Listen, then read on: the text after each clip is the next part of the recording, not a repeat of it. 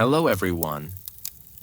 This evening, we step into the raw, smoke-laden atmosphere of a medieval peasant village.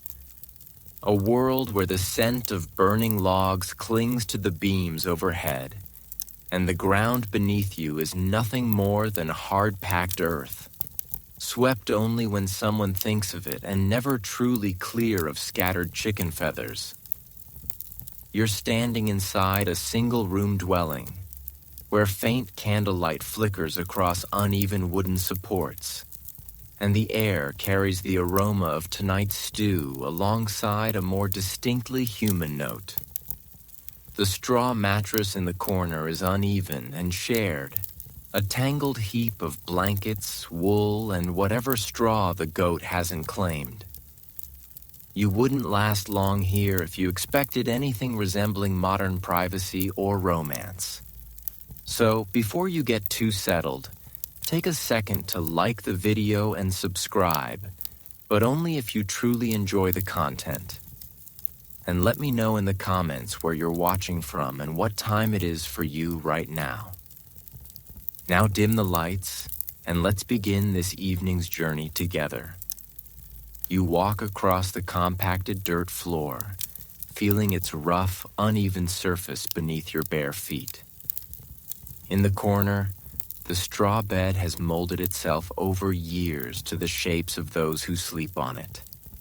There's no memory foam here, just a scratchy echo of the fields it came from. If you're lucky, it's slightly raised off the ground to keep dampness from seeping into your joints. If not, you share it with the family chicken until she finds a warmer spot. This was the intimate setting for most peasant love stories, unfolding on bedding that also hosted fleas, lice, and the occasional mouse racing through the dark. And yet, this was ordinary. In fact, historians still debate whether peasants even saw the bed as a private space or simply another part of daily labor. Your closeness isn't hidden by walls because there are none. That same mattress is where you give birth, nurse your baby, recover from illness, and yes, try to steal a moment with your partner. Privacy here isn't about space. It's about timing. By the faint glow of the hearth, you might try to create a mood. But mood in a medieval hut comes with smoke stinging your eyes from a hole in the roof that serves as a chimney. The warmth is comforting, especially in winter, so you endure the irritation and the cough. This was romance, shaped by survival. The floor isn't swept for appearances.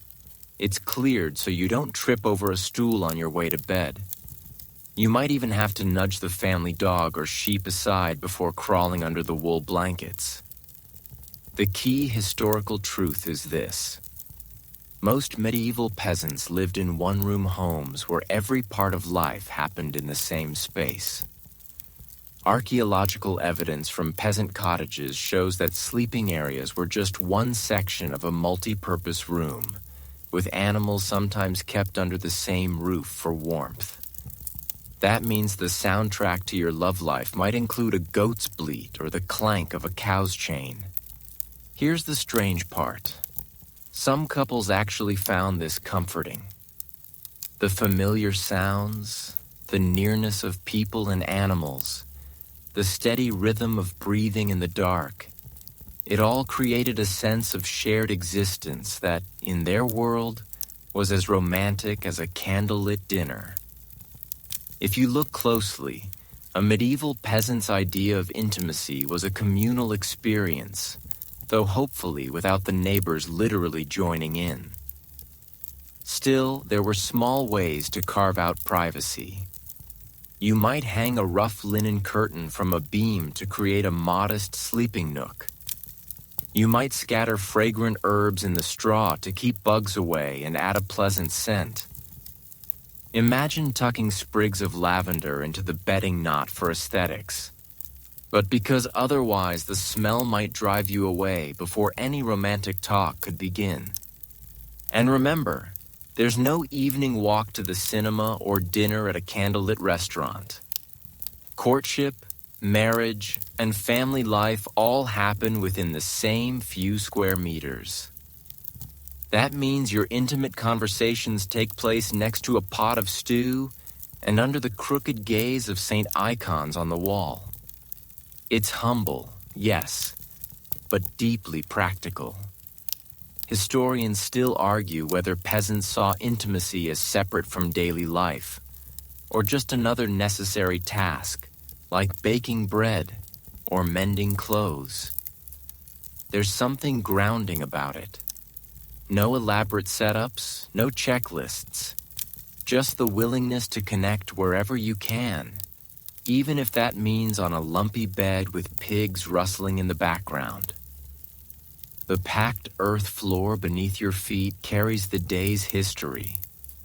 Muddy prints from the fields, spilled broth from dinner, small knee marks from mending a shoe.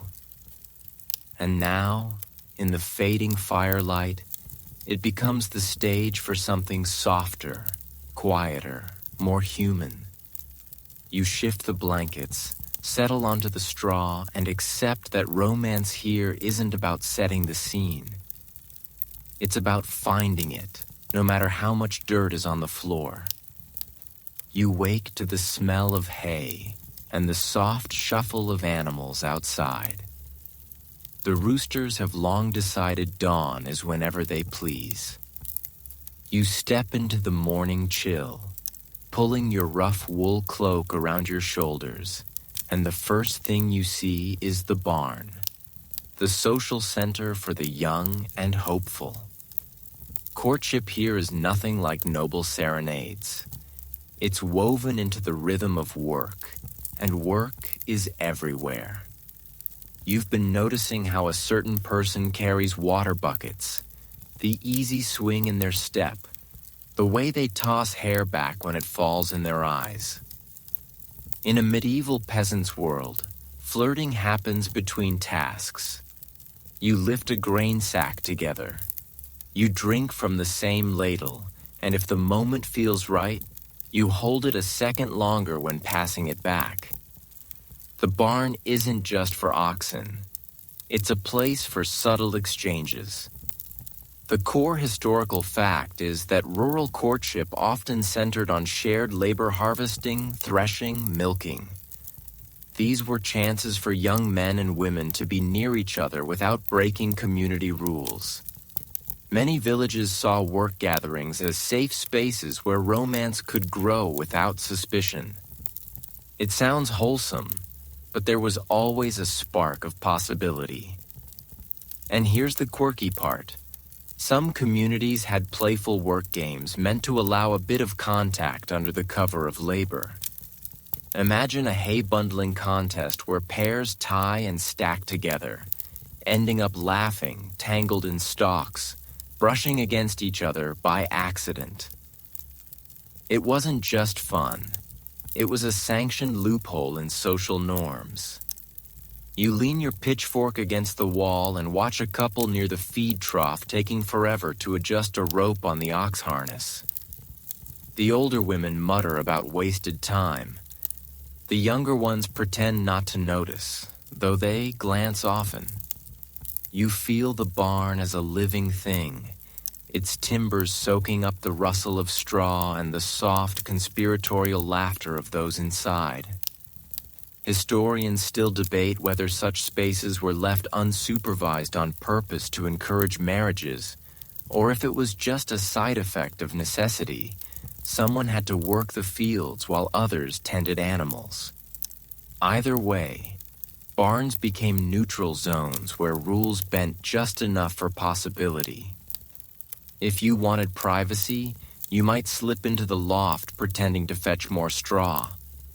The ladder creaks, your boots stir dust motes that dance in shafts of sunlight, and you climb into a space smelling sweetly of dried grass.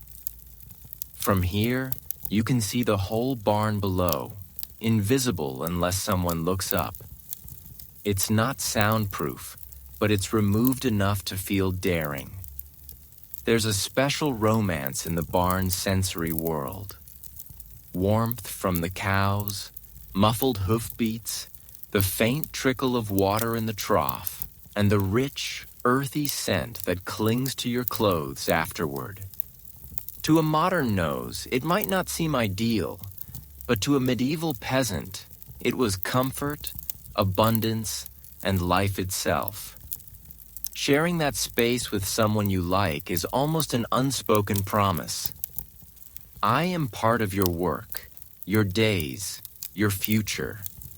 You move a pile of straw and find an old wooden comb. Someone left a small personal item in a public place. You picture its owner fixing their hair before meeting their sweetheart. These little tokens are scattered through the barn like clues in a story, hinting at private lives woven into daily labor. And maybe tonight, when the animals are fed and tools are put away, someone will suggest checking the harnesses one more time. You'll follow, pretending you don't know exactly what they mean, and the barn will close around you like a conspirator, holding its breath until you leave. You sit up on the edge of the bed you share with most of your household and stretch, your breath fogging slightly in the cool morning air. Across the room, your younger siblings are still curled together like puppies, and the hearth has burned down to embers. Outside, mist hangs low, and through it, you hear the distant ring of the church bell. Another reminder that life here follows rhythms far older than you. Today is market day, but before you reach the stalls, you'll witness a tradition that's equal parts awkward and oddly charming. The one-room home isn't just where you sleep and eat. It's also the stage for one of the most public parts of private life, the bedding ceremony. Imagine this happens when a couple is newly married, and the entire community decides it's their duty to send off the first night properly. Neighbors and relatives crowd in, cracking jokes, singing songs, sometimes even guiding the newlyweds to bed with teasing and blessings. It's not about voyeurism in a crude sense. It's the village claiming a stake in the union, making sure it starts strong. Records from rural parishes show this wasn't just for nobles. In many peasant villages across Europe, the putting to bed was a semi-ritual act that blurred celebration and community oversight. The idea was to strengthen bonds, ensure legitimacy, and yes, give everyone a bit of entertainment in a life with little of it.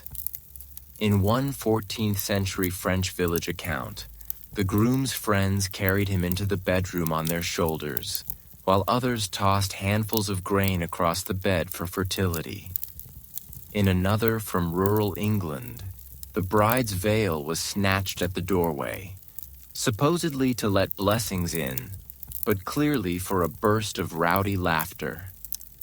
Social historians still disagree on whether these ceremonies were joyful for the couple or quietly dreaded. On one hand, it was a kind of wedding gift from the whole village. Food, song, support. On the other, it meant almost no privacy on a night you might have wanted for yourselves. You can imagine the flushed faces, forced smiles, nervous glances at the door as another aunt or cousin steps in to wish you well. The sensory details are vivid. Candle wax dripping onto floorboards, faint fiddle music from outside, the press of bodies in a small room thick with wood smoke and laughter. A neighbor hands you a mug of ale to keep warm, but you're not sure if it's for comfort or courage. The straw mattress creaks when you sit, and someone shouts from the doorway, "Make sure it doesn't squeak too much," sending the crowd into roars. There's a strange intimacy to it, not just between the couple, but between the couple and the entire village. It's a reminder that in the medieval world, marriage wasn't only about love. It was about alliances, property, and shared survival. The private was always, to some degree, public. When the door finally closes and the last guest stumbles away, you can still hear muffled singing fading into the night. The hearth glows faintly. The blankets are warm from the press of bodies, and you're left in that curious medieval mix of romance and ritual, where your first night together comes preloaded with both blessing and burden. The air outside is sharp with the scent of wet earth, and you follow the winding path toward the churchyard. The wooden doors are still shut, but you're not here for Sunday Mass. You're here for something older, more unusual, a custom that unfolds right at the threshold. In certain parts of medieval Europe, promises of love and fidelity weren't always sealed inside the church before the altar. Sometimes they were spoken outside, literally on the church doorstep, as if the building itself was listening. Village customs show this was more than a quaint habit. For many peasants, entering the church for a marriage meant fees, official witnesses, and the priest's record book. Standing at the doorway, however, let couples make vows in full view of the community without the full cost or formality. Some called it troth plighting. Others saw it as the first step toward eventual church recognition. You can picture it now. The wooden planks beneath your feet worn smooth by decades of villagers passing in and out. The air smells faintly of candle smoke leaking from cracks, and your breath mingles in the cold with the person you're about to pledge yourself to. Behind you, a few neighbors pretend they're on their way to fetch water, but they linger just long enough to hear the words. In one 15th century English parish register, a couple exchanged vows this way while holding hands over the threshold stone. The record notes it was as binding as the altar as long as witnesses could confirm it. In other cases, the local priest might stand just inside the doorway, peering out, offering a blessing without stepping into the open air, half in, half out, as if to preserve the church's dignity. Researchers remain divided on whether these doorstep vows were a legal workaround or a cultural preference. For poorer villagers, it may have been the only affordable option. For others, it might have carried romantic symbolism, the doorway as a transition from one life stage to another. There's a certain poetry to it. The heavy wooden doors frame you both. The carved saints look down with patient expressions. Your hands are rough from work, but steady as you speak. The words you've chosen, words that feel both ancient and entirely your own. A gust of wind rattles the latch, almost as if the church itself is giving approval or warning. Afterward, there's no fanfare, no feasting tables, no hired musicians. You might share a piece of bread on the walk back to your cottage, or stop to greet friends who ask if it's official now. In your heart, it is. The church steps are behind you, but the weight of the moment clings like the faint scent of incense in your clothes. A quiet reminder that sometimes love in the medieval countryside needed no more than a threshold to stand on. The year turns in a slow circle here. The sky shifts its color. The fields change their scent, and with each season comes a different rhythm of village life. Love, like everything else, bends to these cycles. You might think desire is constant, But in the medieval countryside, it often rose or fell with the calendar. The very pattern of planting and harvesting shaped when and how couples found time for closeness. In the long months of spring, the air is restless. The thaw releases the smell of wet soil, and the planting season demands every able body. Hands are busy, backs bent. Yet the days grow longer and warmer, making twilight walks or stolen moments behind a hedge possible. For some, spring was the gentle beginning of courtship, when the future felt as open as the plowed fields. But come late summer, the urgency changes. The harvest looms like a king demanding everything from his people. It's well documented that during harvest, even married couples saw each other less in private. Everyone rose before sunrise, working until the moon climbed over the fields, meals eaten quickly under the open sky. Exhaustion wasn't just physical. It seeped into the small rituals of affection. You might exchange nothing more than a nod across a field, your hands too blistered for anything gentle. Still, there was a strange intimacy in the shared labor, a kind of wordless bond reinforced with each tied sheaf and carried basket. Winter, however, was a different story. The days were short, the fields lay dormant, and the hearth became the center of life. Couples found themselves indoors far more often, pressed together against the cold, their breath mingling in the shadows. The lack of agricultural urgency meant time for talking, for laughter, for warmth that wasn't just about firewood. In some villages, winter was even regarded as the season of conception, its timing ensuring births would come after the next harvest when food was more plentiful. Not every scholar agrees on how deliberate this was. Some argue that birth record patterns are more coincidence than strategy, pointing to the unpredictability of medieval life. Disease, famine, and the occasional war could scatter even the best laid plans. Others believe couples and communities were far more calculating, consciously aligning intimacy with survival needs, even if they didn't write it down. One 14th century farming diary from Flanders notes that in summer the bed is for rest, in winter for love, followed by an entry on sheep shearing, suggesting the writer saw no separation between work and affection. They were all part of the same cycle.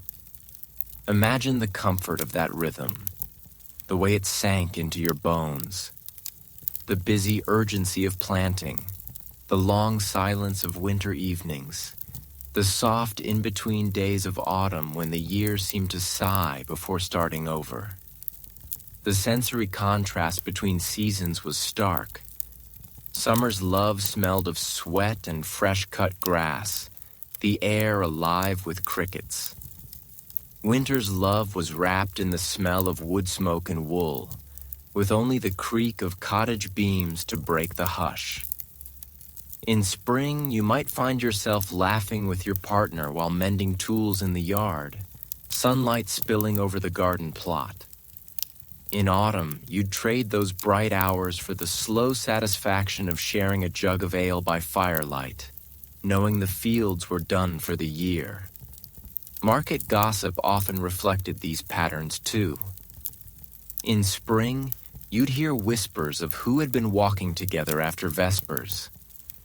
In autumn, the talk might shift to who was expecting a child in the coming spring, a casual calendar kept in the minds of every watchful neighbor. Marriage arrangements were sometimes planned to align with these seasonal tides. A wedding in late winter allowed the couple to settle in before the hardest field labor began. A wedding in early autumn came with the promise of enough stored grain to start a household. There's a kind of romance in the inevitability of it. You couldn't fight the seasons, so you learn to live inside them. Modern life might let you turn on a light at any hour, work when you choose, and find privacy in abundance. But in the medieval village, love was always in conversation with the land itself. The rain, the frost, the swelling of the grain, they all had a say in when you reached for another's hand.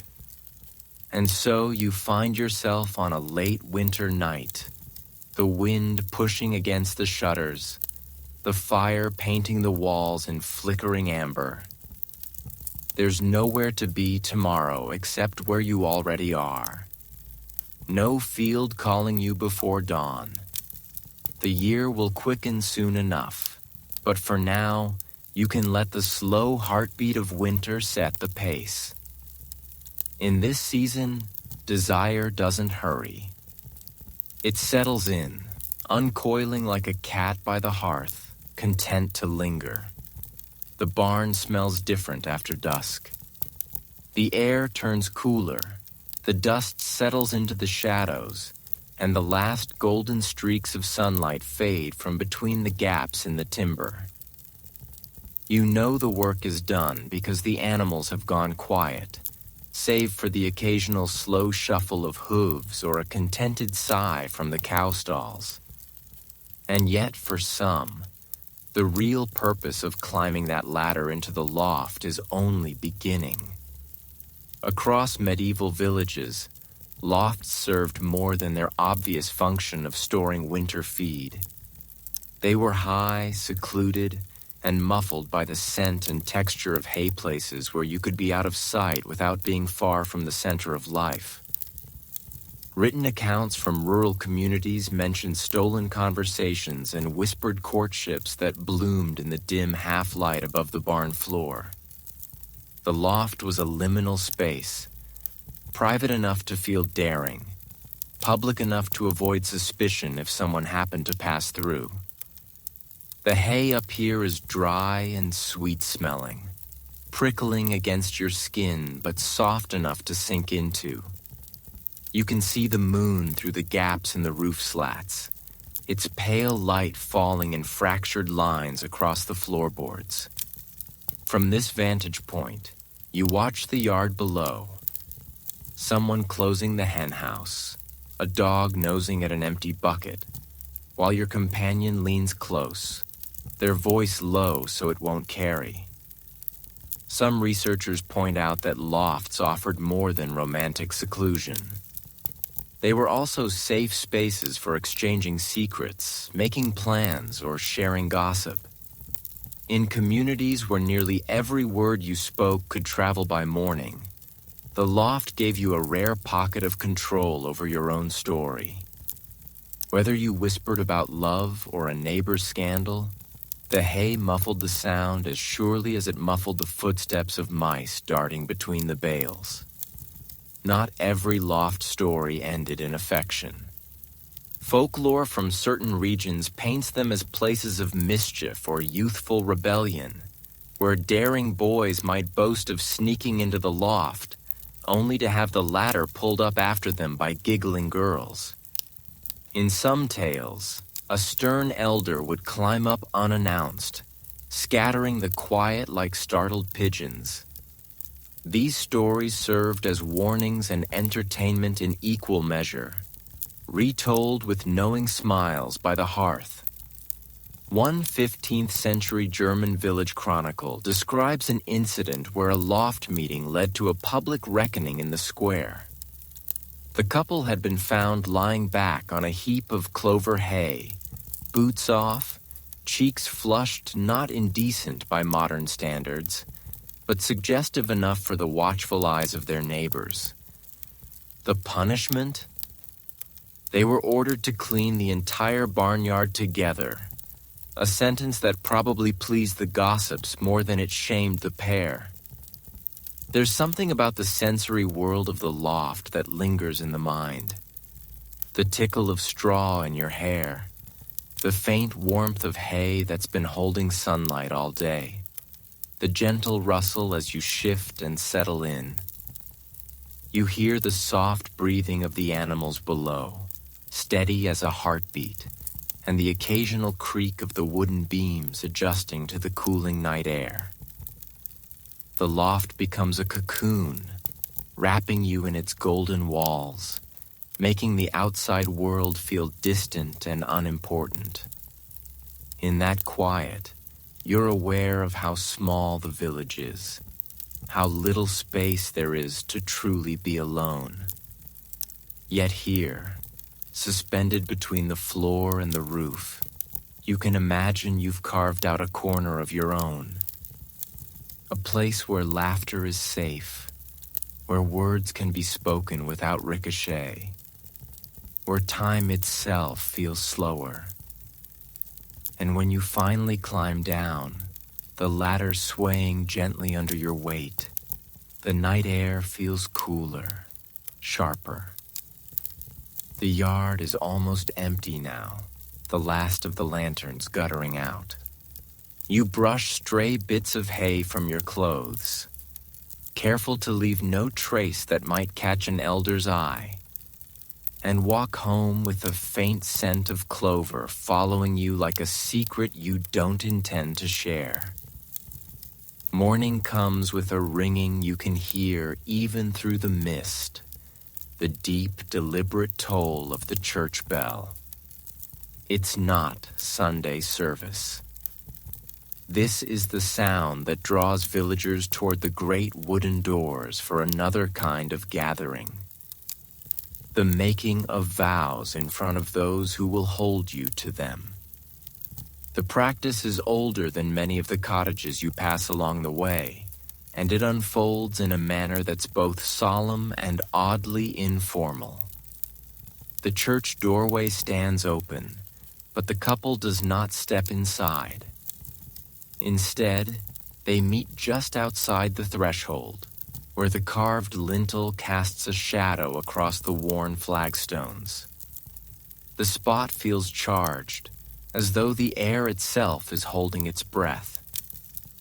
In a time when formal marriages often required costly documentation or the oversight of high-ranking clergy, some couples took to sealing their promises here, within sight of the altar, yet not quite on it. Parish records from parts of England and northern France show that these doorstep unions carried real weight. A pair could clasp hands over the threshold stone, speak their vows clearly in the hearing of witnesses, and walk away considered bound in the eyes of their neighbors. The logic was simple. Everyone saw it, everyone heard it, so everyone could vouch for it. In a world where memory served as legal proof, that was enough. The sensory details are vivid, even centuries later.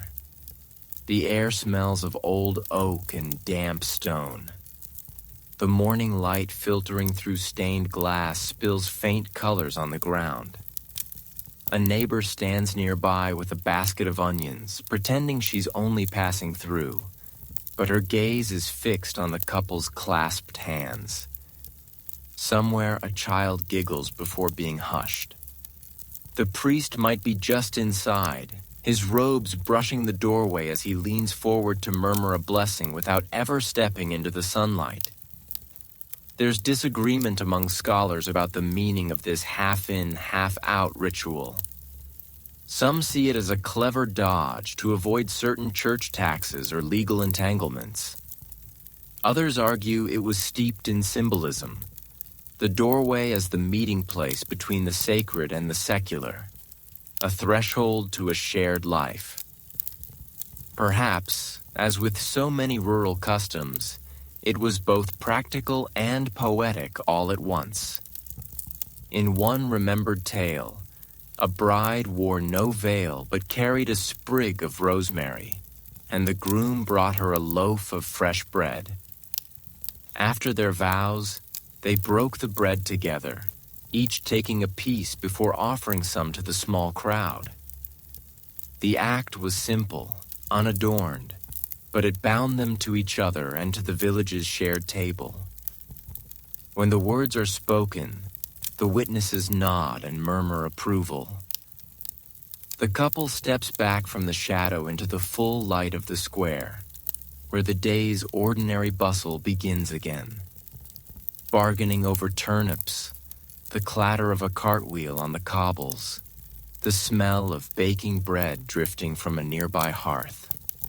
Life continues, but the couple walks home with a different weight in their step, the threshold behind them, and a shared path ahead. Steam curls from the bathhouse roof like a lazy dragon, and you follow it the way a cat follows a sunbeam. The door creaks, a warm, damp sigh escaping into the chill lane, and the smell hits you first. Resinous wood, wet stone, a hint of rosemary from someone's sachet, and that mineral tang of heated water. You step inside, and the world softens. Voices drop. Laughter turns rounder at the edges, and the clack of wooden clogs on the floor sounds like rain on a dock. Compared to the smoky cottage and the loft's dust, this is a different planet. Slick, bright, and pleasantly drowsy. You set your bundle on a bench and look around. The attendants move like practiced dancers, refilling buckets, stoking the furnace, passing out little wooden ladles for pouring hot water over shoulders. The tubs are not private so much as personal. You slip into one and feel your bones remember they've been cold for months. The surface shivers when you breathe. Someone to your left hums a scrap of a song you recognize from last midsummer. And you realize the bathhouse is as much a memory vault as a place to get clean. City and market town records make it clear that public baths were a fixture across late medieval Europe, especially in German lands, France, and parts of Italy. Guild ordinances regulate opening hours, wood supply, and even the quality of towels, as if cleanliness itself needed a union rep. In one set of rules from Augsburg, bathhouse keepers must post a bucket of cool water for faintness and keep the benches scrubbed. A reminder that comfort and order mattered even where people let their shoulders drop. If you're imagining a free-for-all, think again. The bathhouse is managed like a mill but scented. Of course, regulation rarely stops rumor. The bathhouse is the warmest gossip mill in town. You hear who argued with the reeve over fence lines? Who dropped a jug at the well? Who stared a heartbeat too long at the baker's apprentice? Reputation floats here like steam. It condenses on the rafters and drips into conversations. You pretend not to listen. Everyone pretends not to listen. Meanwhile, the attendant brings a tray with mugs of watered wine because apparently your paws need company. Quirky detail for your mental shelf. Some places served snacks and drinks in the tubs. A kind of medieval spa tavern. Picture yourself nibbling a piece of honey cake while soaking, trying not to let crumbs escape into the water like tiny ships of shame. In a few illustrations, bathers wear conical felt bath hats to keep their heads cool, a look that says relaxed wizard more than health regimen. It is practical and also a little fabulous. You glide your hand through the water and feel the heat return feeling to your fingers. Across the room, a couple shares a low-voiced joke, their laughter dissolving into the steam. That is the quiet truth of this place. The bathhouse is a social cushion, a pocket of amnesty where conversation loosens and glances grow friendly. Affection here is public but softened. People sit shoulder to shoulder, passing the ladle, offering a towel, complimenting each other's rosemary sachets with a sincerity that might be flirtation or might just be gratitude. Scholars are still split on how mixed these spaces typically were. Some periods and regions likely hosted co-ed bathing at certain hours, while others enforced alternation by sex or strict separation behind screens. Church councils and moralists issued periodic warnings about indecencies in baths, which tells you less about what always happened and more about what worried them. The truth seems locally flavored. What is improper in one town might be ordinary in the next, the rules fogging and clearing with the steam. Meanwhile, you discover a secret bathhouse law. No one moves fast. The heat slows you down, turns your thoughts to syrup, and even the snarkiest neighbor becomes a mellow reed in the warm current. That does not mean the place is innocent. The bathhouse keeper takes care to usher out rowdy youths and to keep a watchful eye on alcoves where shadows gather too eagerly. Municipal fines exist for disorderly conduct among bathers, which is bureaucratic code for you know exactly what. Let's keep it PG and say the staff know how to tap a bucket against the floor in a way that resets the room's mood. You lean your head back against the rim and watch the ceiling beams darken with moisture. Somewhere behind the furnace wall, a log shifts with a hollow thump. There's a pleasant vanity to the bath as well. The little wooden combs, the packets of herbs tied up in cloth, the way people emerge glowing as if the world has been sanded smoother. If you came here after a long day threshing, you leave feeling as if you could be painted into a manuscript margin with tiny gold leaf around your cheeks. Not everyone approves. A friar on the square has been known to sermonize about the perils of warm water and warmer company. And after waves of plague, some towns curtailed bathing, or at least the sociable kind. The rationale shifts. Sometimes hygiene is praised, sometimes feared. But the bathhouse persists like a stubborn spring. When restrictions arrive, the village mutters and adapts, shifting to private tubs in back rooms or to riverside washing when the weather permits. The steam belongs to people, and people are inventive. You strike up a conversation with the woman in the next tub. She tells you how her cousin met her husband here after he offered her the better ladle and a seat closer to the furnace, which might be the most practical romance you've heard all year. You both snort softly at that, causing a tiny tidal wave that laps the rim. Light joke number 1.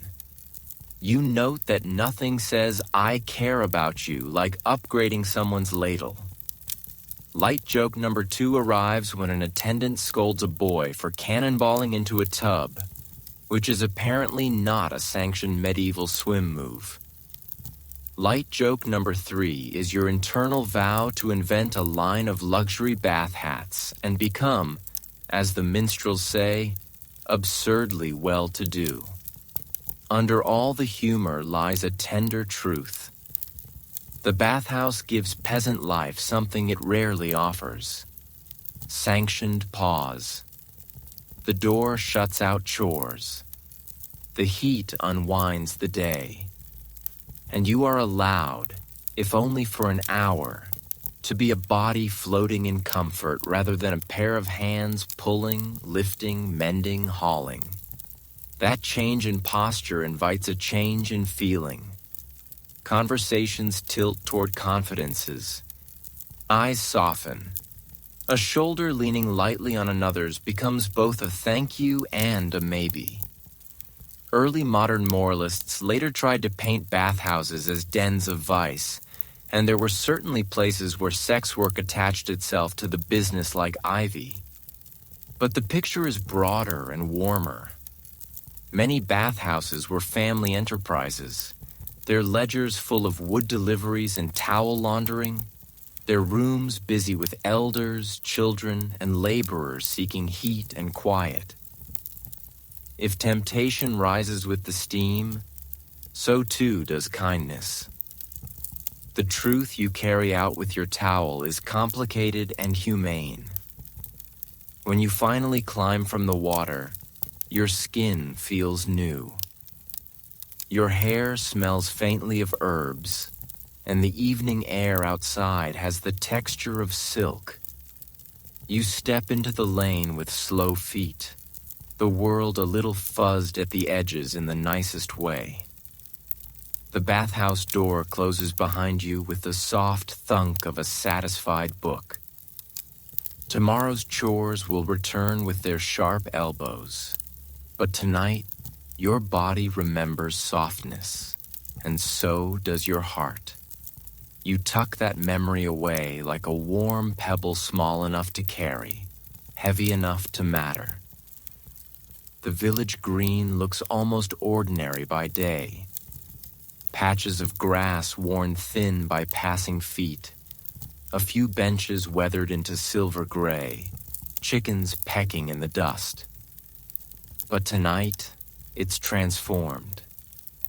Torches flicker around a tall wooden pole wrapped in fresh greenery and bright ribbons.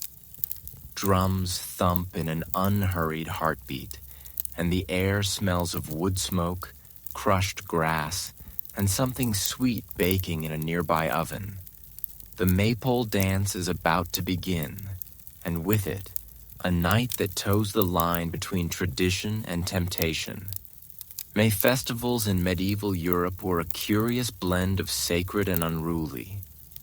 Chroniclers note that they often coincided with religious feast days, yet the tone leaned more toward revelry than piety. The pole itself, stripped of bark and dressed in ribbons, became a magnet for music, laughter, and rituals steeped in fertility symbolism. Some towns even placed it near the church, as if daring the sacred to look the other way. Others set it in a meadow or green space beyond the walls, giving the celebration a freer edge.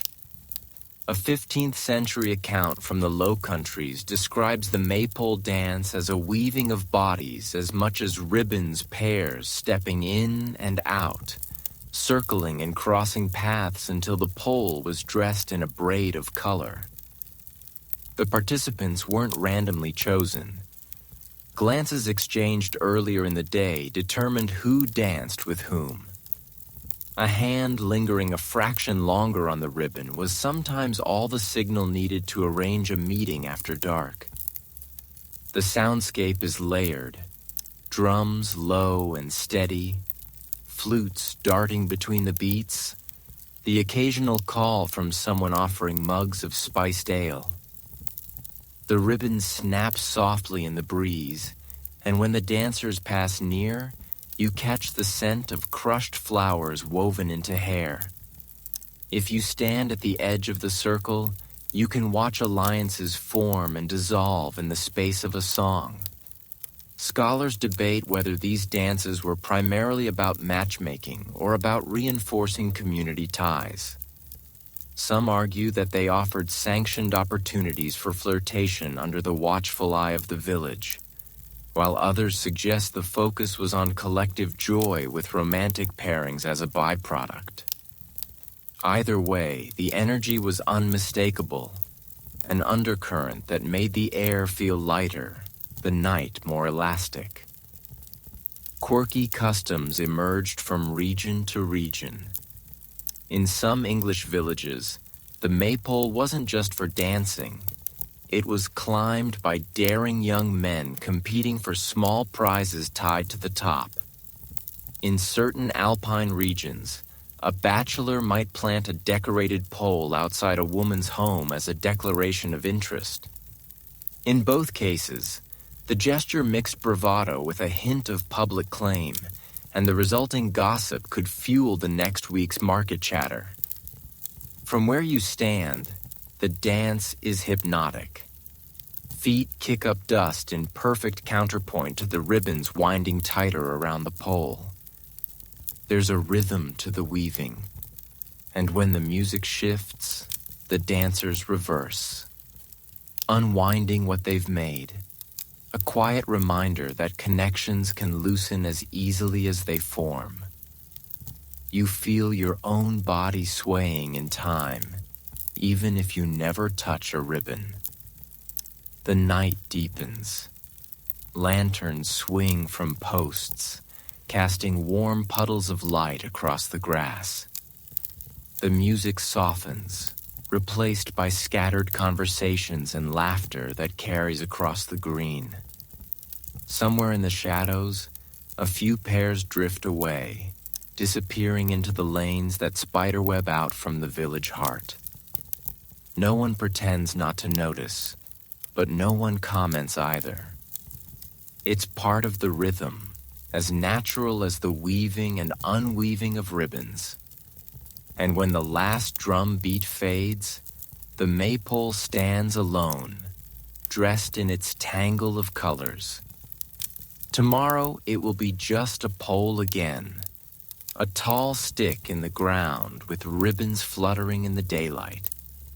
But tonight, it was a magnet for movement and glances, a reminder that even in the most tightly bound community, there's always a thread or two left loose, waiting to be picked up when the music plays again. The bed smells faintly of smoke and wool, but tonight it also holds something less tangible. Luck. Or so you've been told.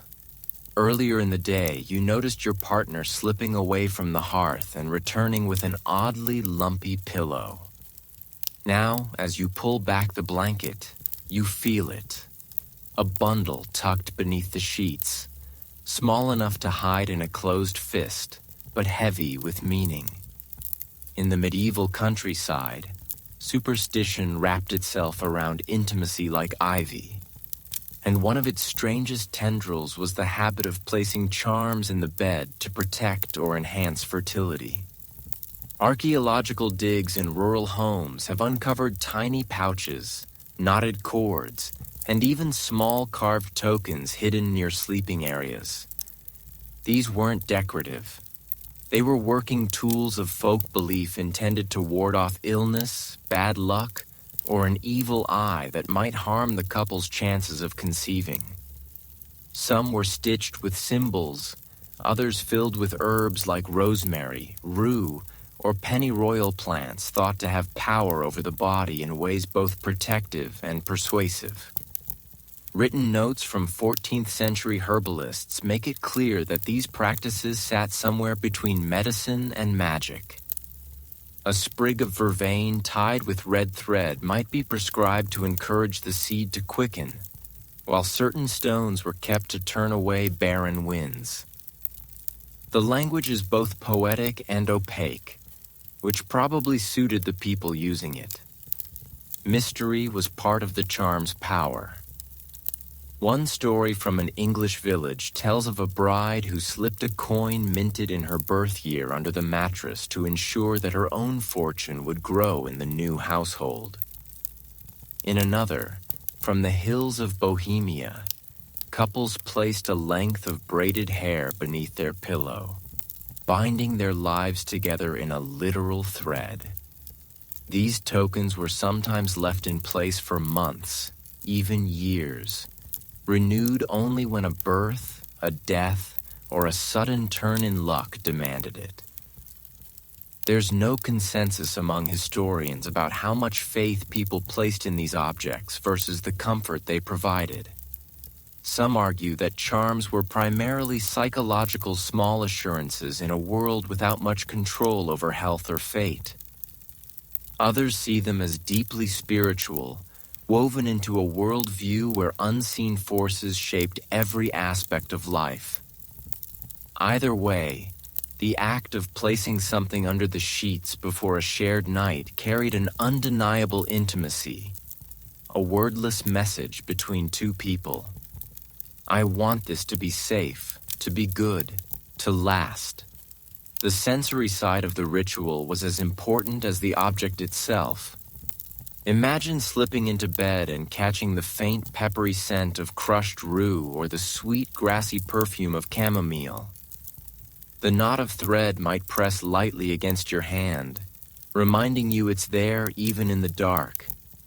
And if the bed creaked unexpectedly, perhaps you'd glance at each other and whisper a joke about the charm already working.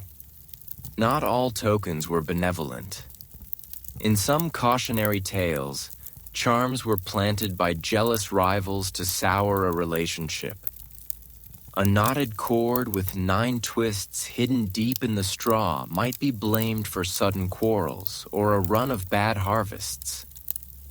Such objects, once found, were sometimes burned in the hearth with prayers muttered under breath insurance against whatever unseen ill they carried.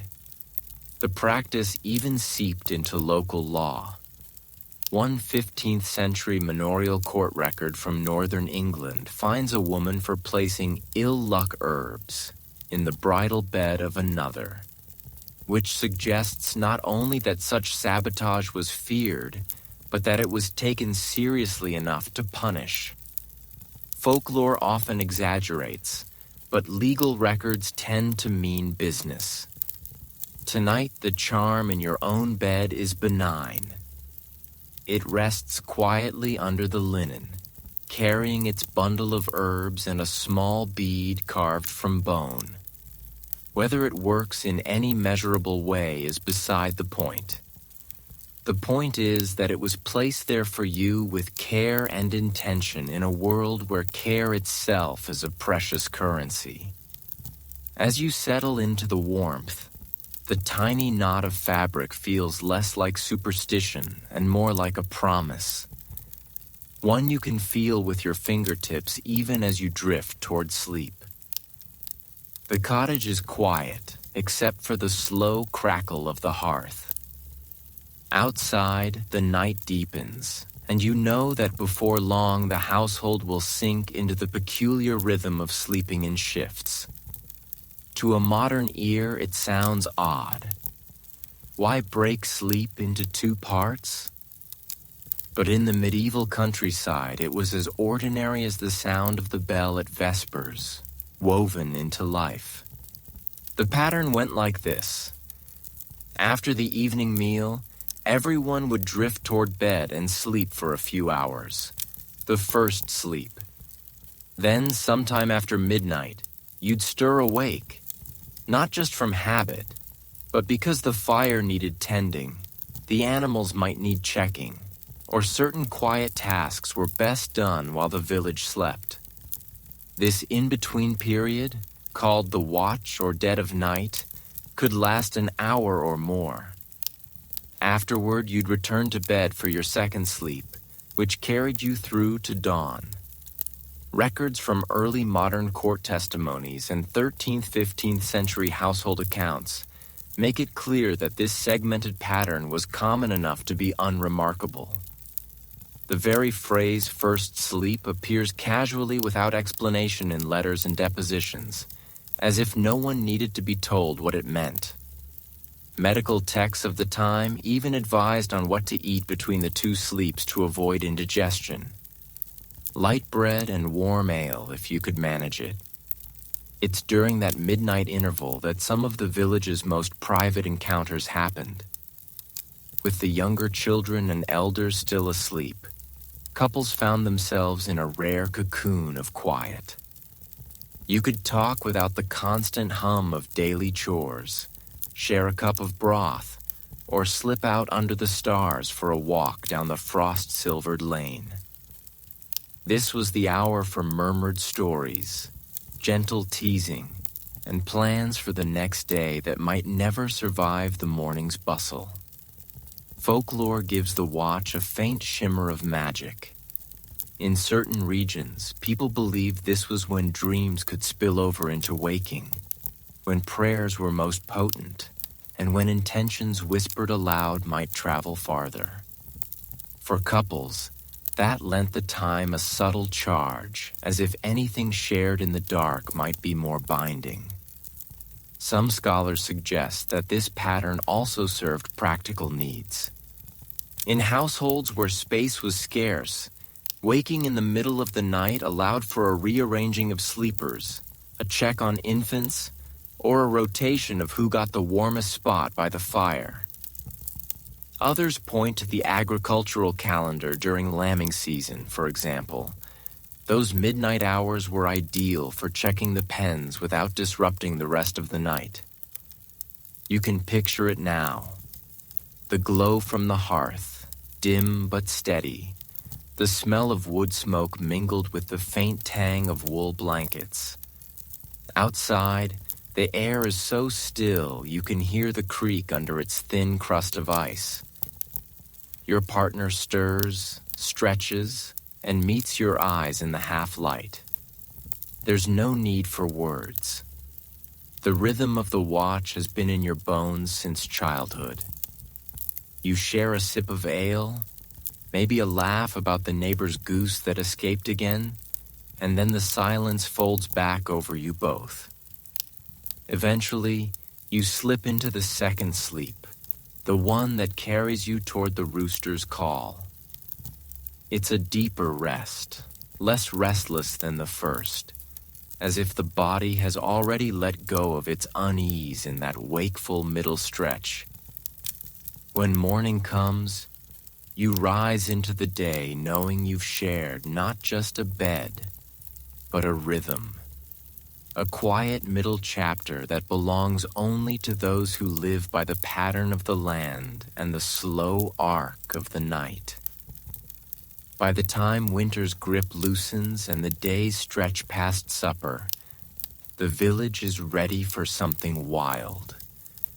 That's when carnival comes. An eruption of color and noise before the solemnity of Lent closes in. For peasants, it's more than just a festival. It's the one time of year when rules wobble like a loose wheel on a cart, and the air itself seems to smell of mischief. The streets fill with masks, some carved from wood and painted in bright, crude strokes, others made from scraps of cloth sewn together into faces that grin or leer.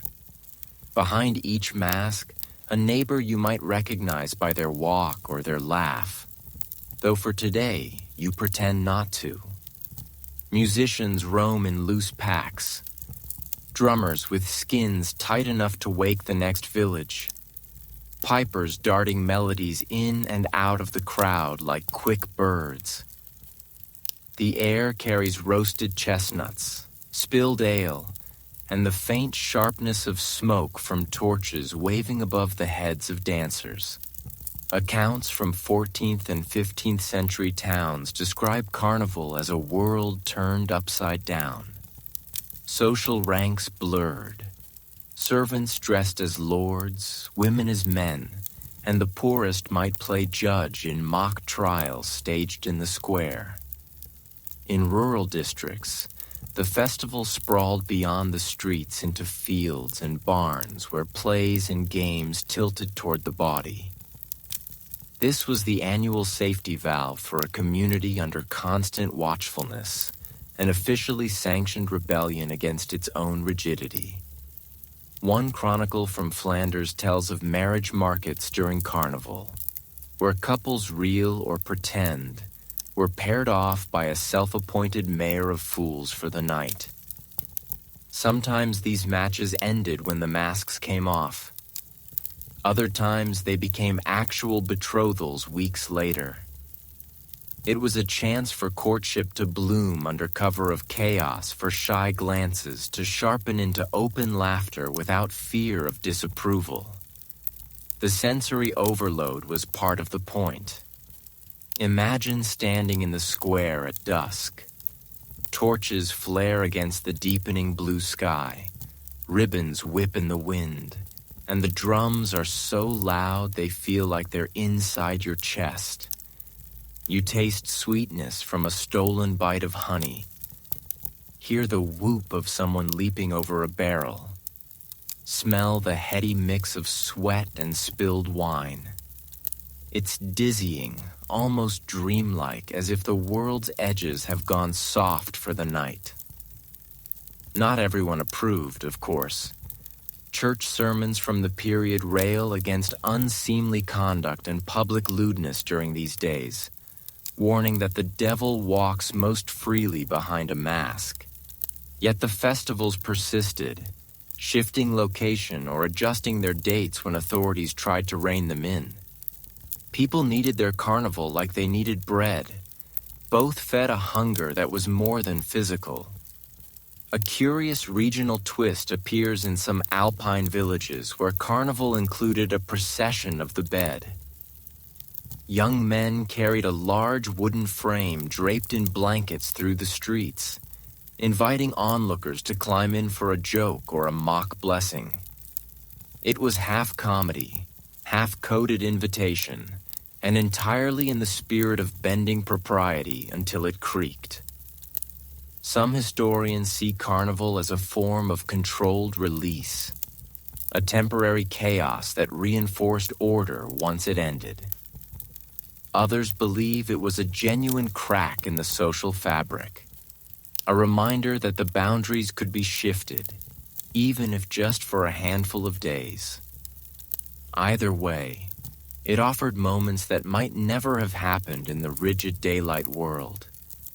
A masked dancer pulling you into the circle, a whispered joke that feels sharper because you can't see the speaker's eyes, the warm press of strangers in a space too small for so many bodies.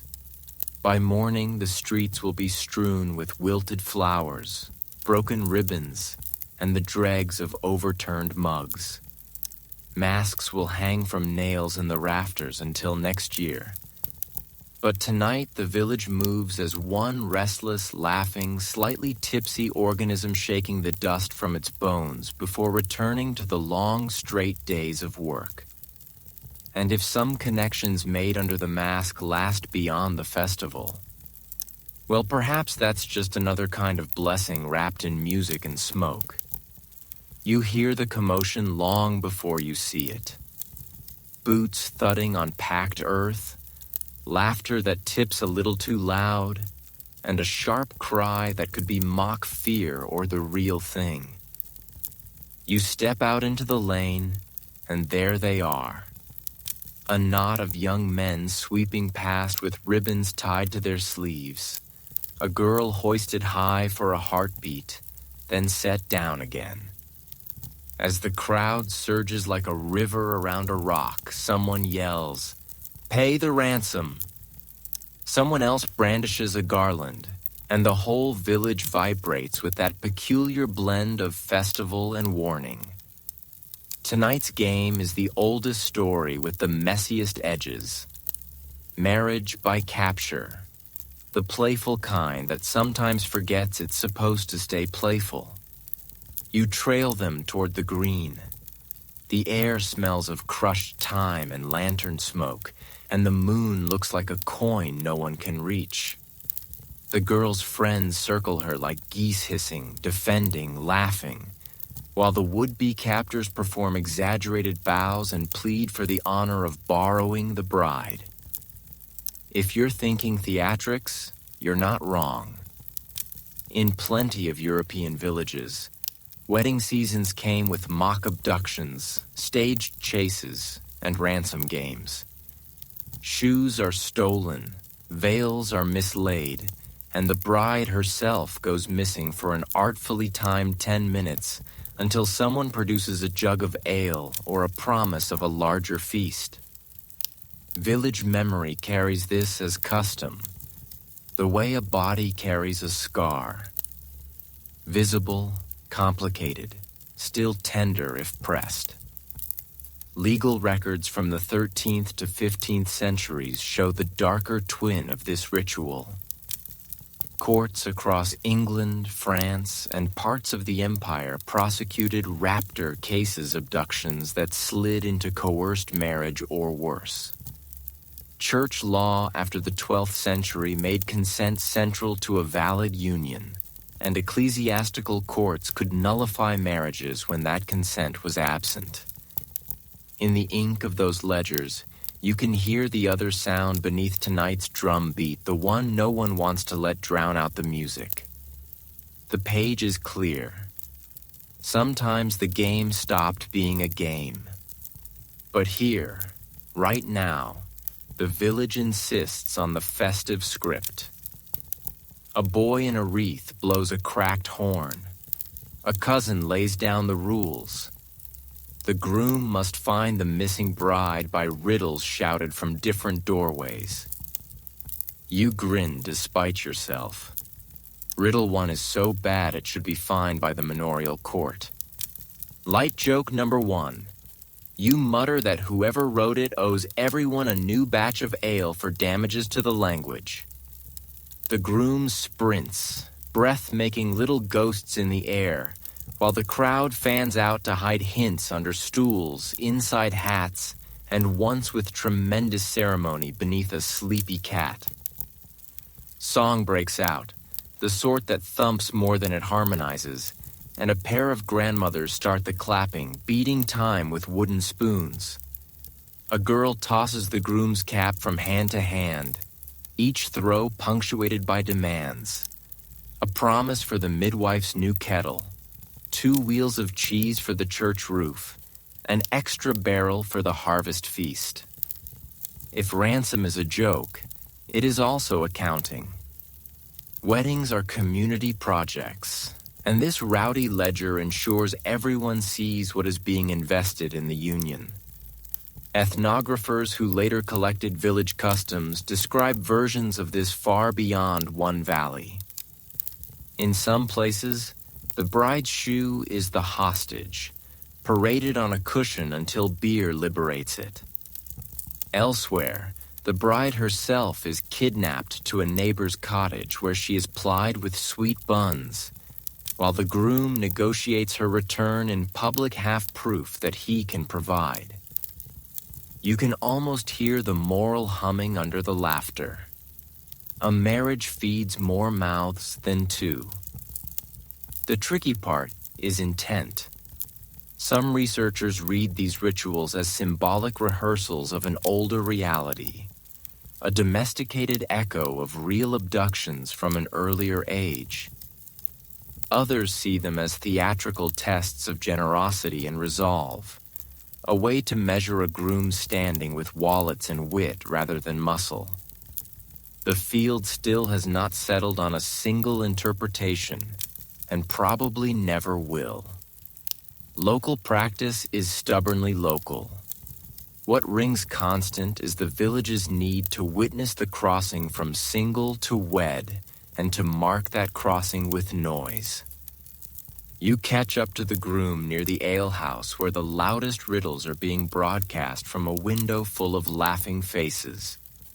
He is red-cheeked, determined, and not nearly as clever as he thinks he is. Light joke number 2. He declares he will follow his heart, then immediately runs the wrong direction, which is perhaps the most accurate metaphor for newlyweds anyone has performed. A chorus of aunts corrects him without mercy. He bows, recovers, and finally locates the bride. A triumphant reveal behind a curtain of drying linen, steam ghosting up from the tubs like applause. For a second, the world shrinks. The crowd hushes. She steps forward, not so much rescued as choosing to be found, and places her hand on his wrist where the pulse runs. You can feel the ceremony under the horseplay in the way they hold each other's gaze. Consent imperfectly staged but insisted upon nonetheless. The cousins cheer. The wreath boy toots the horn again, which remains a sonic crime. Light joke number 3. You vow silently to steal that horn in the name of public peace, then realize that would count as yet another abduction, and you've had enough felonies for one evening. The pair is led to the green where a rope is stretched low for a hurdle jump.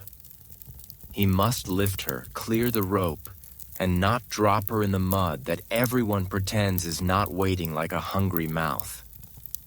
On the first try, he stumbles, they teeter, and the rope keeper wickedly raises it a finger higher. On the second, he finds his footing, and the collective intake of breath turns into shouts as they sail over, landing in a spray of damp earth and ribbon tails. Mud streaks their boots. Pride shines from their faces. If the village wanted a picture of partnership, it has one. Somewhere between the laughter and the reclaimed shoe, someone slips a sprig of rue into the bride's palm. A quiet, apotropaic gesture against envy and ill will. It is a tiny, pungent mercy, a reminder that even amid the jests, protection matters. A jug appears. The rim passes from hand to hand. The ransom has become a toast. The night pushes a little warmer around the circle. Walking home, your thoughts don't quite settle. The theater has worked its charm. It has also exposed its seam. Custom can blur harm and humor until neither is easy to separate in the dark. Medieval villagers knew that too. That is why there are rules under the noise, why elders watch the edges, why the priest is conspicuously visible on the lane, and why the alehouse shutters are left open a hand's width. The ritual insists that a line exists and that the village together keeps it. When the couple finally disappears into the maze of cottages, the green exhales, ribbons snag in hedges. Laughter fades into the smoke of banked hearths, and the moon climbs the last inch to the top of the church roof. What remains on the ground looks like the end of any party. Scuffed footprints, a bent garland, the groom's cap rescued from its travels. What remains in the mind is thornier and more precious. The knowledge that union is public, that joy is policed by care, and that the oldest stories need chaperones as well as singers. The alehouse door stands open, spilling lamplight onto the lane and drawing you forward on the scent of malt and smoke. Inside, the room is a patchwork of rough-hewn tables, long benches polished by years of elbows, and low beams that force the tallest patrons to duck as they cross. A pot of something hearty simmers at the hearth barley broth, maybe, and above it hangs a rack of mugs waiting to be filled. The air is loud with talk and laughter, but underneath it all hums the rhythm of tankards meeting tables, the heartbeat of every village evening. For all its noise, the alehouse is not chaos. It has its own choreography. Neighbors cluster according to trade, age, or temperament. Farmers near the door so they can come and go. Craftsmen closer to the hearth, and at least one table claimed by women who come to trade news under the cover of buying beer to take home. The alewife, sharp-eyed and quick with her ladle, runs the room like a general, making sure no one's cup stays empty long enough to think about leaving. Guild records and manorial accounts confirm that alehouses were essential to medieval rural life, not just for drink, but for gathering, bargaining, and hearing the day's unofficial news. Without taverns and inns in the hamlet, the alehouse filled the role of both cafe and community hall, where you might settle a debt, hear the latest on a neighbor's sick cow, or learn who was courting whom. The line between public and private blurred here. Conversation could turn from harvest prices to personal matters in the space of a swallow. The flicker of flirtation was part of the atmosphere, as familiar as the smell of hops. A sideways smile while passing a mug, a hand brushing another's when settling change. A joke told with eyes fixed a little too long. These were the small currents beneath the roar of voices. Couples might meet here as just neighbors, but leave having arranged to walk home the long way. In a culture with few sanctioned spaces for courting, the alehouse offered a warm, noisy cover for such beginnings. In one 15th century court record from Kent, a dispute over a marriage arrangement started when a young man was accused of overfamiliar converse with a brewer's daughter during a busy market evening. His defense: he was only asking about the quality of her hops.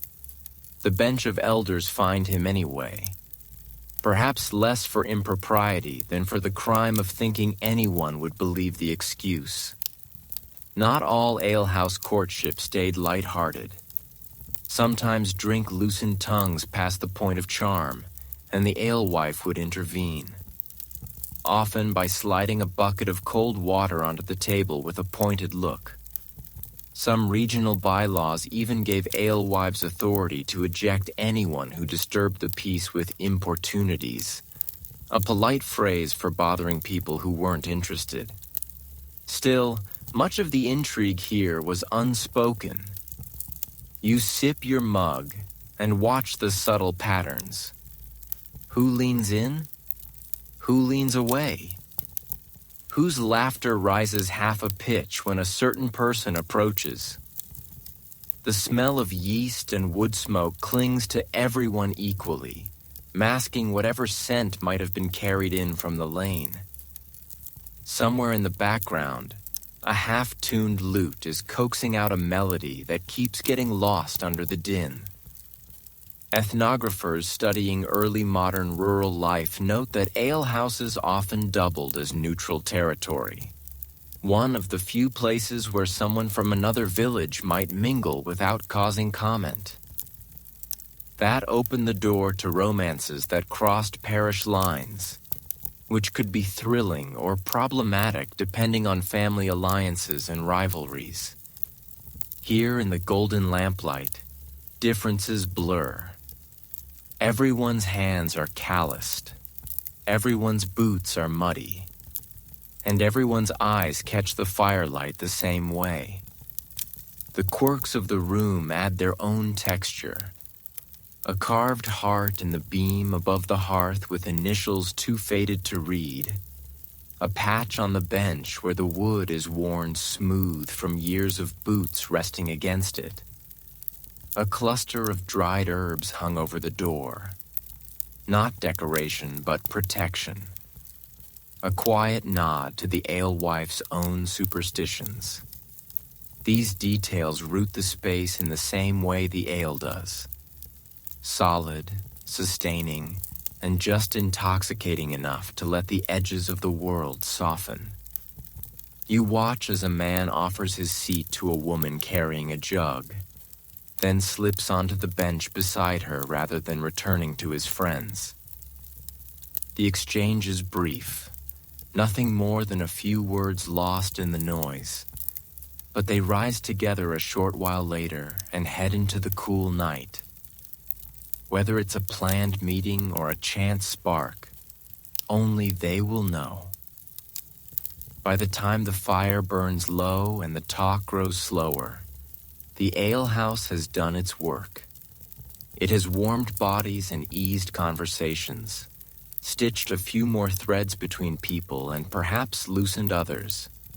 Stepping back into the lane, the night feels quieter than it is. The muffled laughter inside clings to you like the smell of smoke in your hair. You walk home slower than you left, carrying the taste of malt on your tongue and the hum of a room where nothing is ever entirely just about the ale. The smell of fresh bread hits you before you even see the bakehouse. It's an early morning scent. Yeast, wood smoke, and that deep, nutty sweetness of grain turning into something more than itself. You round the corner and there it is. A low, whitewashed building with a tall chimney exhaling in lazy spirals. The door is propped open to let the heat spill into the cool air. And inside, the baker and his helpers move with the precision of a well-rehearsed dance. But this isn't just a place for loaves and crusts. In the village imagination, bread and courtship have been kneaded together for as long as anyone remembers. Village law ties bread to more than sustenance. It's a gift that travels easily between households, a token of goodwill, and in the right hands, a quiet declaration. A small, well-shaped loaf left at someone's doorstep might mean nothing more than thanks for a favor. Or it might mean something else entirely, depending on the giver's timing and the recipient's blush. In certain regions, a bread gift from an unmarried person to another unmarried person was the kind of gesture that drew whispers at the well the next morning. Household accounts from the 14th and 15th centuries sometimes list courtesy loaves given outside of feast days. These appear in the margins of ledgers, often in the same hand that recorded wedding expenses months later. A sweetened bun spiced with cinnamon or nutmeg, if the household could afford such luxuries, carried a double weight. It was rare enough to be memorable and perishable enough to encourage a swift reply. The bakehouse itself could be a stage for subtler exchanges. You picture it now. Flour dusting the air like first snow, the roar of the oven when the door swings open, the glow from within painting the bakers' faces in gold. Someone slips in to collect their order and lingers just a heartbeat too long, asking about the next batch. Hands brush while passing a basket. A comment about the weather turns into a story about last year's harvest. And in that warmth, literal and otherwise, the exchange feels private despite the clatter of paddles and the shuffle of feet. One charming account from a Devon village tells of a baker's apprentice who shaped a loaf into the rough outline of a heart, tucking it among the round ones in a basket for a girl who came to buy bread each week. Whether she noticed immediately or not, the record doesn't say, but the two married within the year, which the village no doubt took as proof of the bread's magic. Not all bread courtship was sweet. In some places, a poorly made loaf offered in jest was a way of teasing or even testing a potential partner's patience. One folkloric tale warns of a woman who rejected a suitor after he presented her with bread so hard it cracked a bench when dropped. Whether by accident or design remains unclear. Scholars who study rural humor point out that such exchanges were part of the courtship dance, revealing not only skill but wit. The link between bread and love also had a spiritual undertone. In Christian symbolism, bread was life itself, a gift from God, and sharing it could carry a sense of blessing. Giving someone bread from your own oven was a quiet way of saying you wanted them to be part of your table, your home, your daily sustenance. It's the kind of gesture that needed no explanation because the meaning was baked in from the start. You imagine yourself slipping a warm loaf into someone's hands, feeling the heat pass between you along with the faint crunch of crust. Maybe you've scored the top with a simple cross, maybe with an intricate pattern that says more to them than anyone else would notice. They thank you, and the exchange is over in a moment. But the scent of it will follow them home, filling their kitchen and their thoughts in equal measure. As the morning wears on, the bakehouse settles into its rhythm. Loaves slide in and out of the oven. Baskets change hands, and the chimney continues its slow, satisfied breathing. You leave with a round loaf tucked under your arm, still warm enough to steam in the cool air. Maybe it's for supper. maybe for someone else entirely. Either way, you can't help but notice that bread never travels alone. It carries with it a little of the hands that shaped it. And sometimes, just sometimes, a piece of the heart. The edge of the village melts into hedge and crooked oaks, the kind that twist their branches like old men leaning in to hear gossip. Beyond them lies the stretch everyone knows by its half-whispered name, the Forbidden Woods. They are not vast enough to be truly wild, but they hold a reputation part shadow, part story that keeps most people from venturing there alone, which of course makes them perfect for meetings you don't want your aunt or the Reeve to see. By daylight, the woods are almost welcoming. Birdsong drips from the branches. The air is laced with the scent of pine and damp earth, and shafts of sunlight pierce the canopy in soft gold columns. But by twilight, the palette shifts. Greens deepen to black. The undergrowth seems to move in the corner of your eye, and the silence grows thick enough to hear your own pulse. Couples who slip into these trees during festivals or long summer evenings know exactly why they've chosen this path. The woods keep secrets better than the alehouse, better than the barn, better than anywhere with a door someone might knock on. Parish gossip often featured the woods in a supporting role. She was seen returning from the copse with her hair loose. Could mean anything from an innocent stroll to a scandal in the making. In a few court testimonies from the 14th century, disputes over promises made under the green boughs reveal that these wooded meetings sometimes carried as much social weight as a public vow, if the right people heard about them afterward. Folklore wrapped the woods in a mix of caution and invitation. Certain glades were said to be blessed spots where lovers' promises would hold fast. Others were hungry places where stepping into the wrong ring of mushrooms could leave you cursed in love for a year. These tales served as both deterrent and dare, and the result was predictable.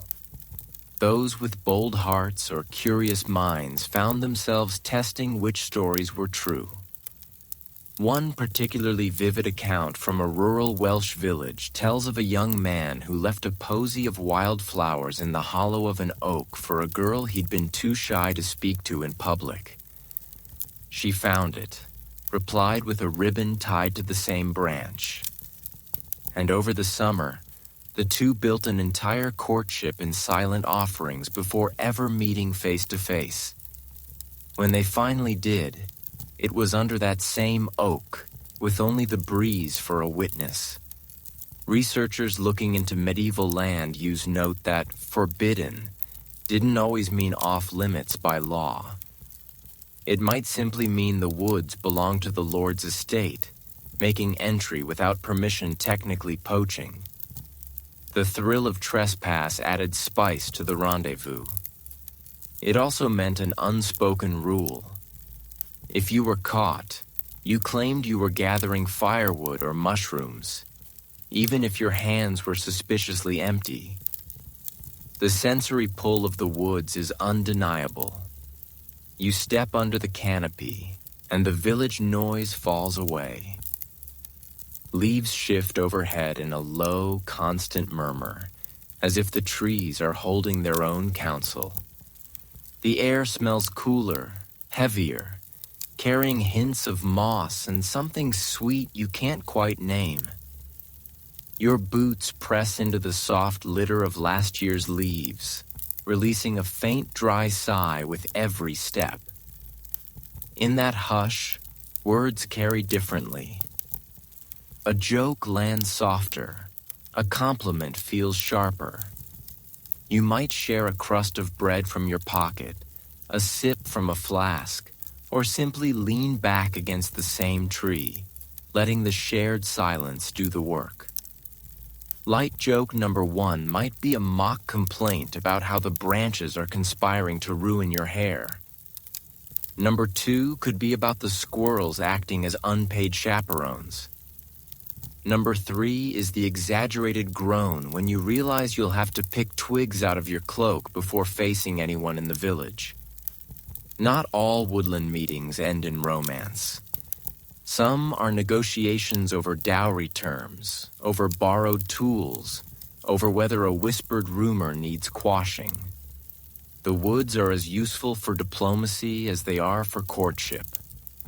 Yet the possibility lingers in every path, every clearing. Here, away from eyes and ears, you can say what you mean without it traveling faster than you walk. When you finally emerge back into the open, the light feels brighter than it should, as if the world has been turned up a notch. The village seems smaller after the stretch of shadow, and you carry a piece of that quiet with you, like a hidden talisman. Whether or not you've promised anything in the woods tonight, the trees will keep your visit, adding it to their slow-growing archive of footsteps and words no one else will hear. The sun hangs high, pressing its heat into the back of your neck until the air itself seems to hum. Out in the open fields, the wheat sways in slow, lazy arcs, and the only shade worth mentioning comes from the occasional tree at the far edge of a plot. Work is relentless in this light. Hands on sickles, backs bent, arms dusted with golden chaff. But even in the hardest seasons, there are pauses, and in those pauses, the fields can host their own quiet chapters of village courtship. By custom, midday brings a short break. It's not long, just enough to drink, eat, and let the muscles unclench before the second half of the day. Workers gather in loose groups under trees or near hedges, sharing bread, cheese, and whatever fruit is in season. But every so often, two people will wander just far enough to be out of the immediate circle, sitting side by side with their backs to a haystack or lying in the grass watching clouds drift over the sun. The separation is noticed, of course. In a place where everyone knows the color of your boots, nothing goes unseen. But as long as they return when the horn sounds, no one says much. Evidence from manorial rolls and field labor accounts suggests that these pauses were often the only socially acceptable moments for unmarried men and women to talk without a chaperone. The worksite was public enough to guard reputations, but sprawling enough to allow for a corner of relative privacy. In some regions, it became an unspoken expectation. If you wanted to speak to someone you fancied, you timed it for the midday rest. Folklore predictably embroidered the practice. One Devonshire saying warned that a rest too long in the rye means gossip by the fire, while a Bavarian proverb claimed that couples who shared their meal under the same tree would be married within the year. Whether such outcomes were wishful thinking or actual trend is up for debate among folklorists. But the persistence of the saying shows how closely the idea of love was tied to work in the communal mind. Picture the scene. The smell of crushed stalks, the low drone of bees in the clover at your feet, the rough texture of a half loaf of rye passed between you. Sweat dries in the breeze, and your shoulders unknot just enough to make you feel human again. You trade a few jokes. Light joke number 1, about how the haystack would make a fine bed if it didn't itch so much. Number 2, about how the crows seem to be working harder than some of the men. Number 3, about how you'd gladly trade your sickle for a fishing rod if only the reeve would allow it. These exchanges can be clumsy, funny, or quietly intense. Sometimes they are little more than a breather in good company. Other times they lay the first bricks of something more lasting, especially when the harvest season's long hours turn strangers into familiar faces and familiar faces into confidants.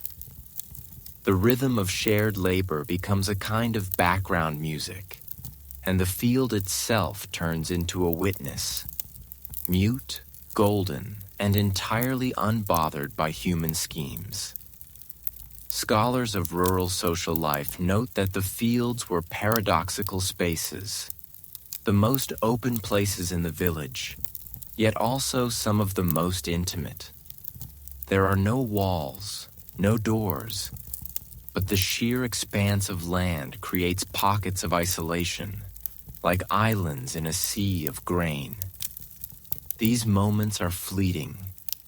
Once the break ends, you're back to the grind, and whatever was said or unsaid gets folded into the day's work. When the horn finally blows, you brush crumbs from your lap, sling your sickle over your shoulder, and rejoin the others. The sun is still fierce, the stalk still tall, and your muscles already ache at the thought of the next hours. But the work feels lighter somehow, as if the field has lent you a little of its slow patience. And when you glance across the rows and catch the other person's eye, you know they felt it too. A small shared thread in the vast weave of the day. The village gate looms ahead, its timbers weathered to a silvery gray and bound with iron straps that have rusted in intricate streaks. After sundown, it is the domain of the night watch 2 or 3 men appointed to keep an eye on comings and goings, mind the curfew, and ensure no one is wandering in with trouble on their heels. In theory, their role is all business. Watch the road, keep the peace. In practice, the gate is also a stage for late-night meetings that have very little to do with patrol duty. From the watchman's vantage point, the road stretches away into darkness, flanked by the pale shapes of hedges and the darker lumps of trees. The quiet out here is different from the quiet of the woods or the fields. It is taut, expectant, as if holding its breath for a distant cartwheel or the bay of a dog. The watchmen know every sound, the click of a latch, the slap of shoes on packed earth, and they notice when footsteps pause just shy of the torchlight.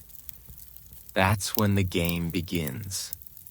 Town and manorial records occasionally mention meetings at the gate and depositions, sometimes framed as harmless, sometimes as a cause for scandal. The gate offered plausible deniability. You could claim you were delivering a message, returning from an errand, or simply checking the road. And yet it was well understood that a softly exchanged word, or the passing of a small parcel, could be the real reason for lingering in the shadow of the arch.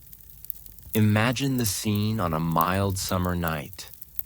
The torches sputter in their brackets, drawing moths that flicker in and out of the flame.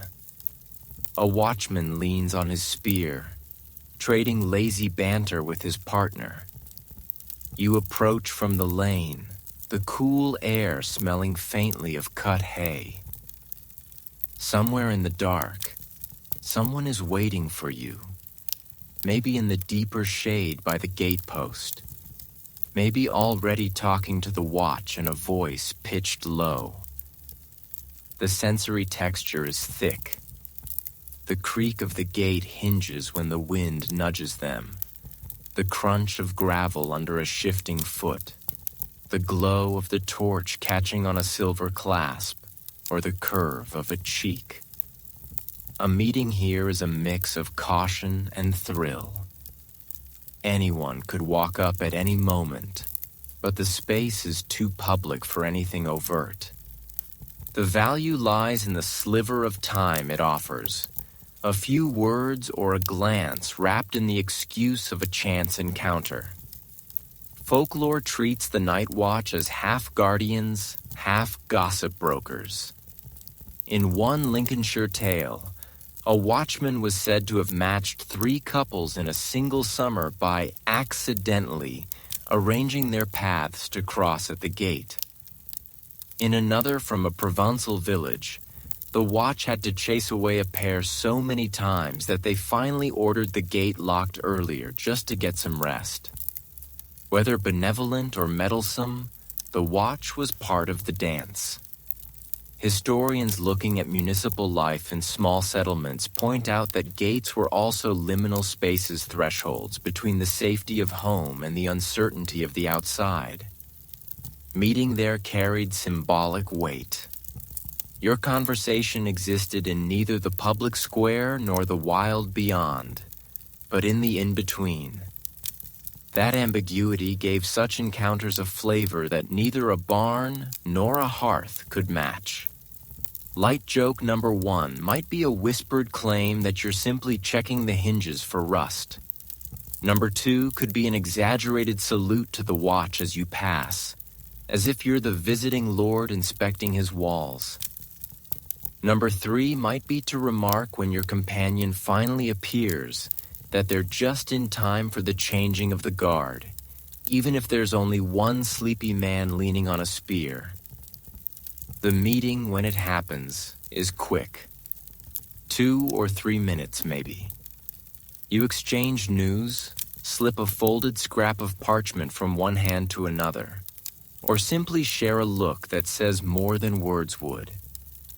Then, before the quiet stretches too long, you step away, letting the night close back over the space you've left. The watch resumes their rhythm. The torch flares once in the breeze, and the gate stands exactly as it did before, unchanged in shape, but holding your moment like a stone holds the memory of the sun. A low table near the hearth is scattered with stems of herbs, some bundled neatly with twine, others lying loose as if they've just been plucked from the garden. The smell in the room is sharp and layered. Rosemary's piney bite, the earthy bitterness of mugwort, the faint sweetness of marjoram. An old woman sits hunched over the bundles, fingers moving with patient skill, knotting and twisting the stems into patterns only she seems to understand. In the village, she's known for more than her midwifery or her skill with poultices. She's also the keeper of charms against straying hearts. In a world where loyalty can be tested by distance, harvest feasts, or the pull of a new face at market, people turn to quiet protections. These charms are not loud proclamations. They are meant to work in the background, slipped into a sleeve hem, stitched into a mattress seam, or hung behind a door frame where the wind can pass over them.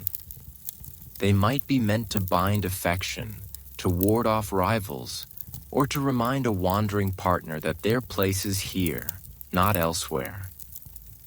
Inventories from 14th and 15th century rural households occasionally list small packets or knotted cords alongside practical goods.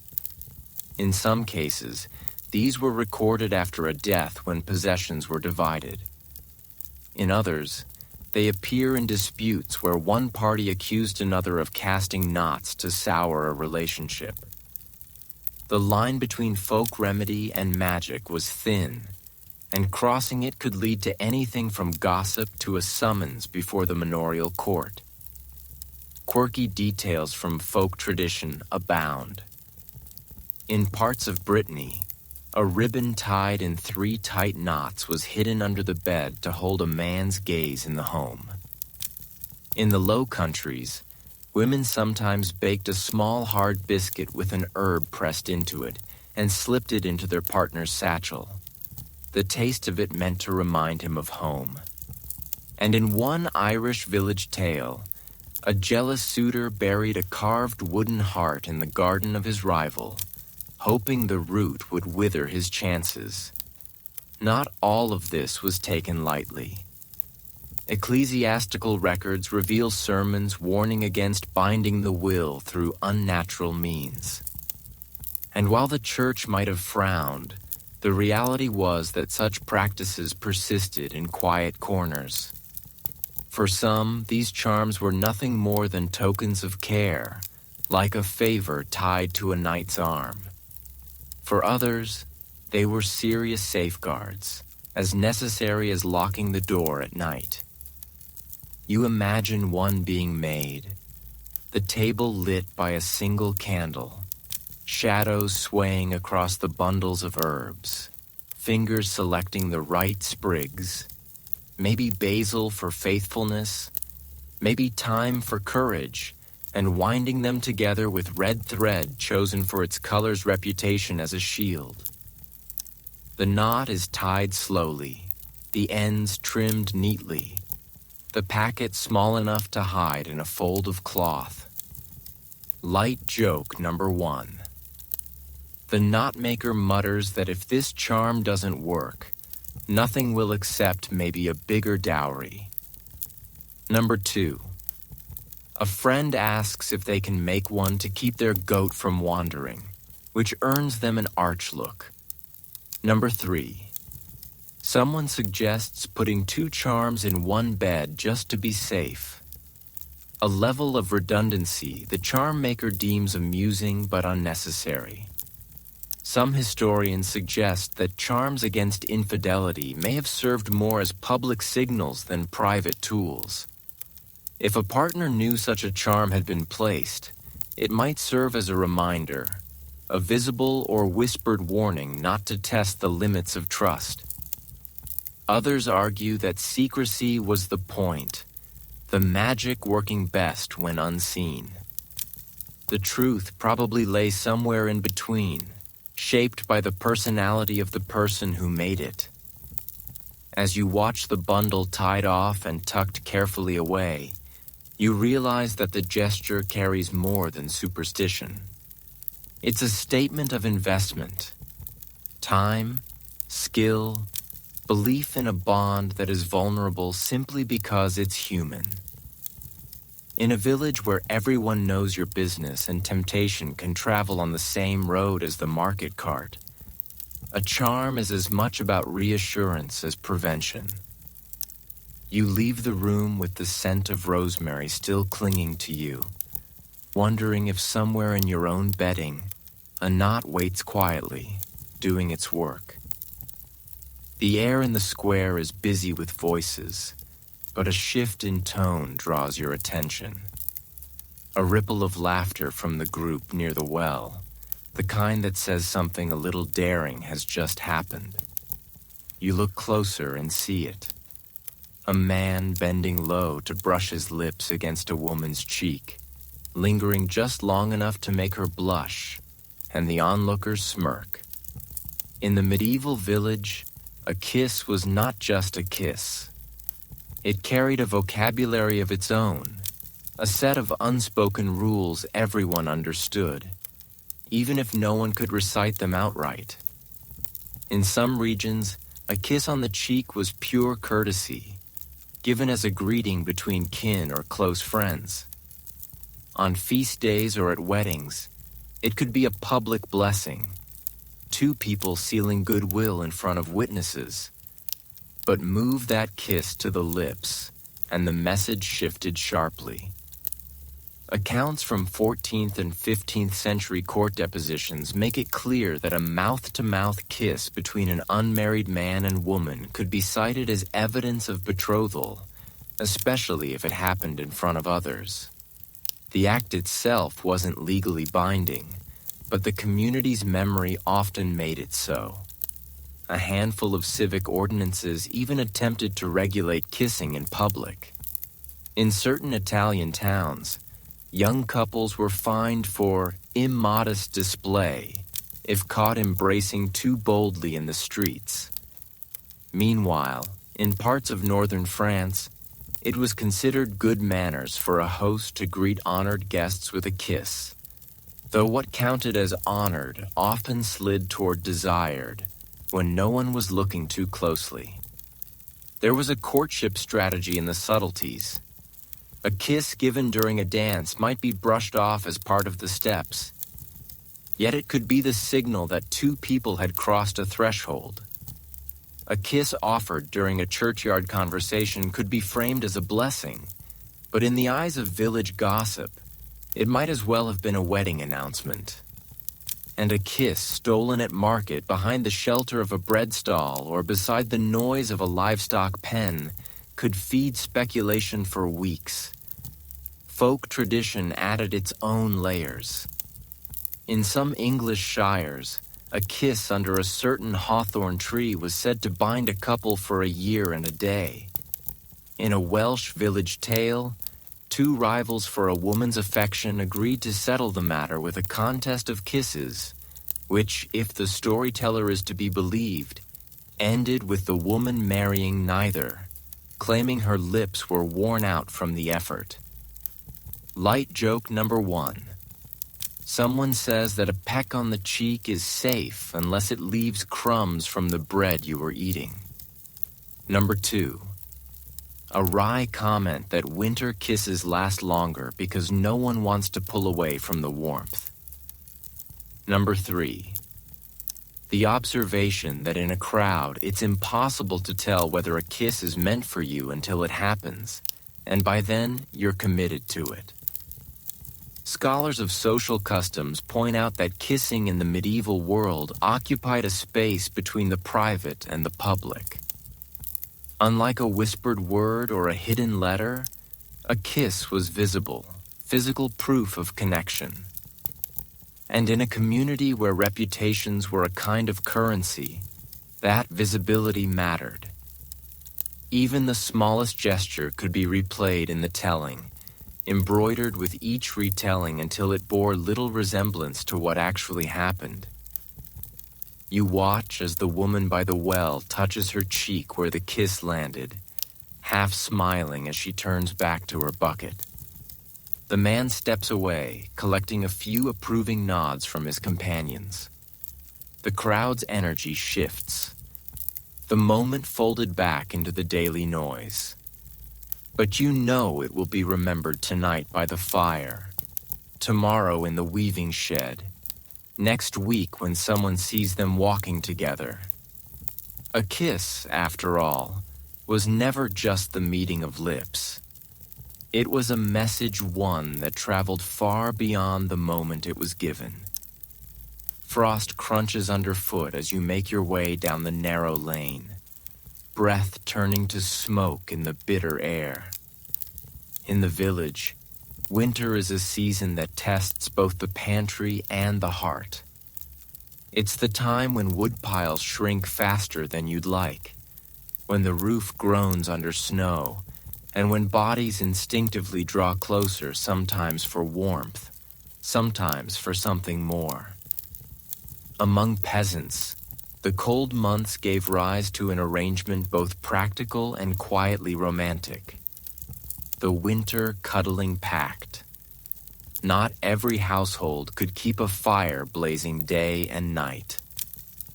Fuel was costly in labor, if not in coin, and warmth was rationed as carefully as grain. In such conditions, sharing a bed was less about propriety and more about survival.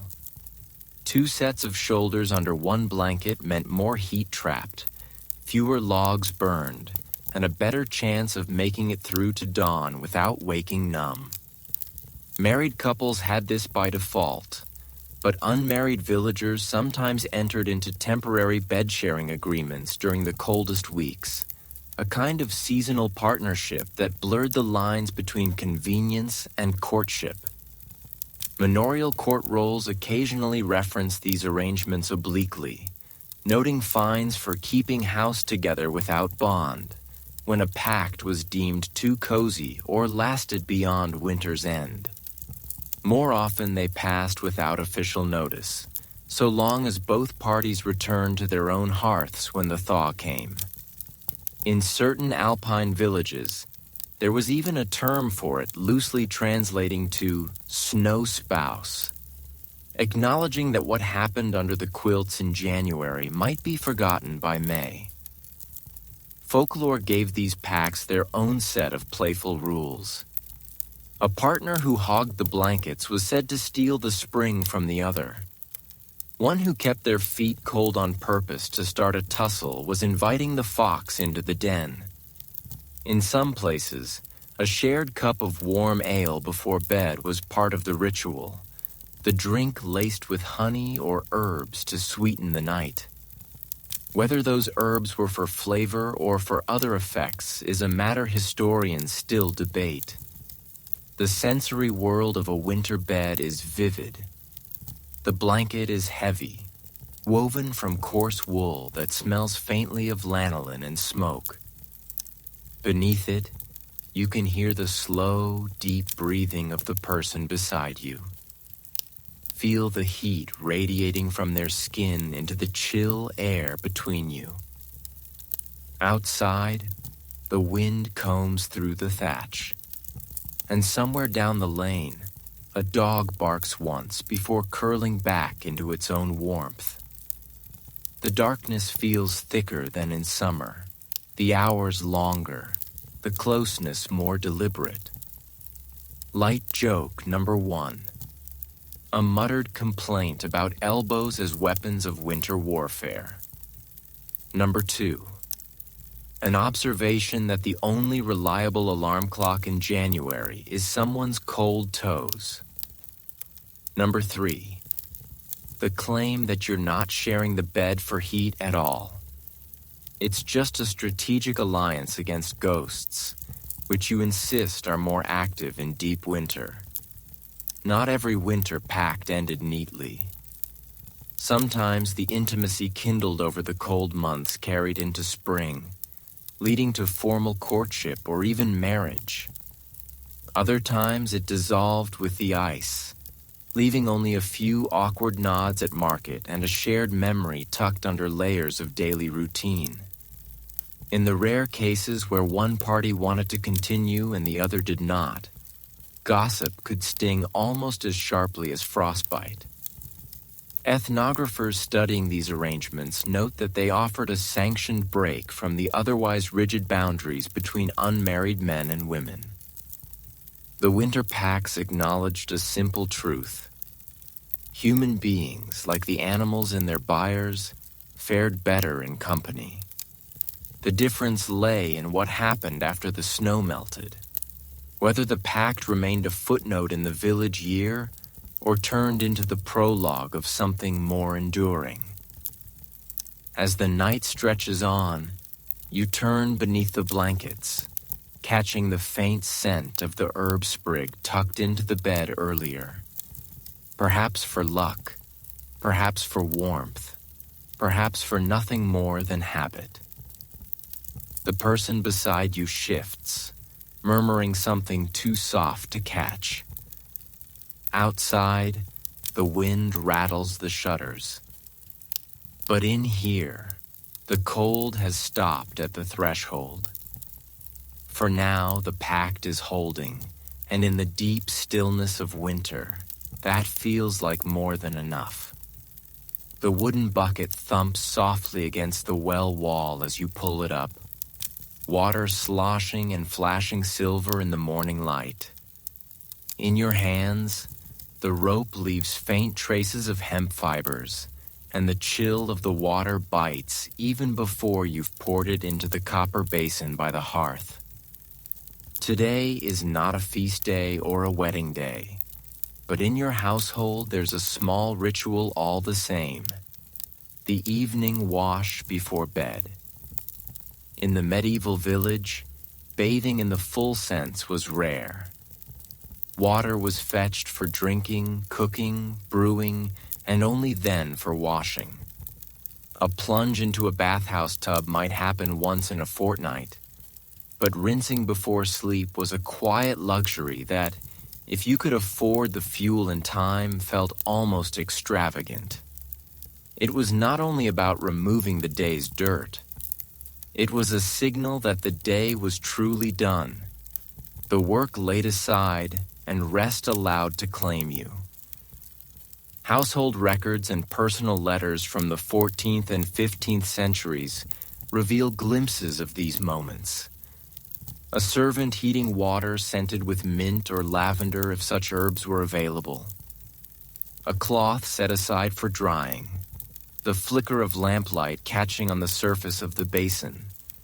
In some wealthier rural homes, the washing was done in a small wooden tub, but for most peasants, it was a basin or even a bucket with water poured over hands, face, and feet before slipping between the blankets. There was a practical courtship angle here. Sharing a wash, whether by helping fetch the water, heating it, or offering the scented herbs, was a gesture of care. It might be as simple as wringing out a warm cloth for someone else's hands, or as intimate as washing their hair by the fire. In certain court testimonies, these shared tasks were remembered years later, as though they marked a shift from acquaintance to something deeper. Folklore tied washing to both health and luck. In some regions, it was said that washing the face together on certain feast eves could bind the year's fortune for a couple. In others, rinsing the feet before bed was believed to keep away nightmares, or to invite pleasant dreams if rosemary was added to the water. Whether true or not, the belief added a faint glow to what might otherwise have been an ordinary task.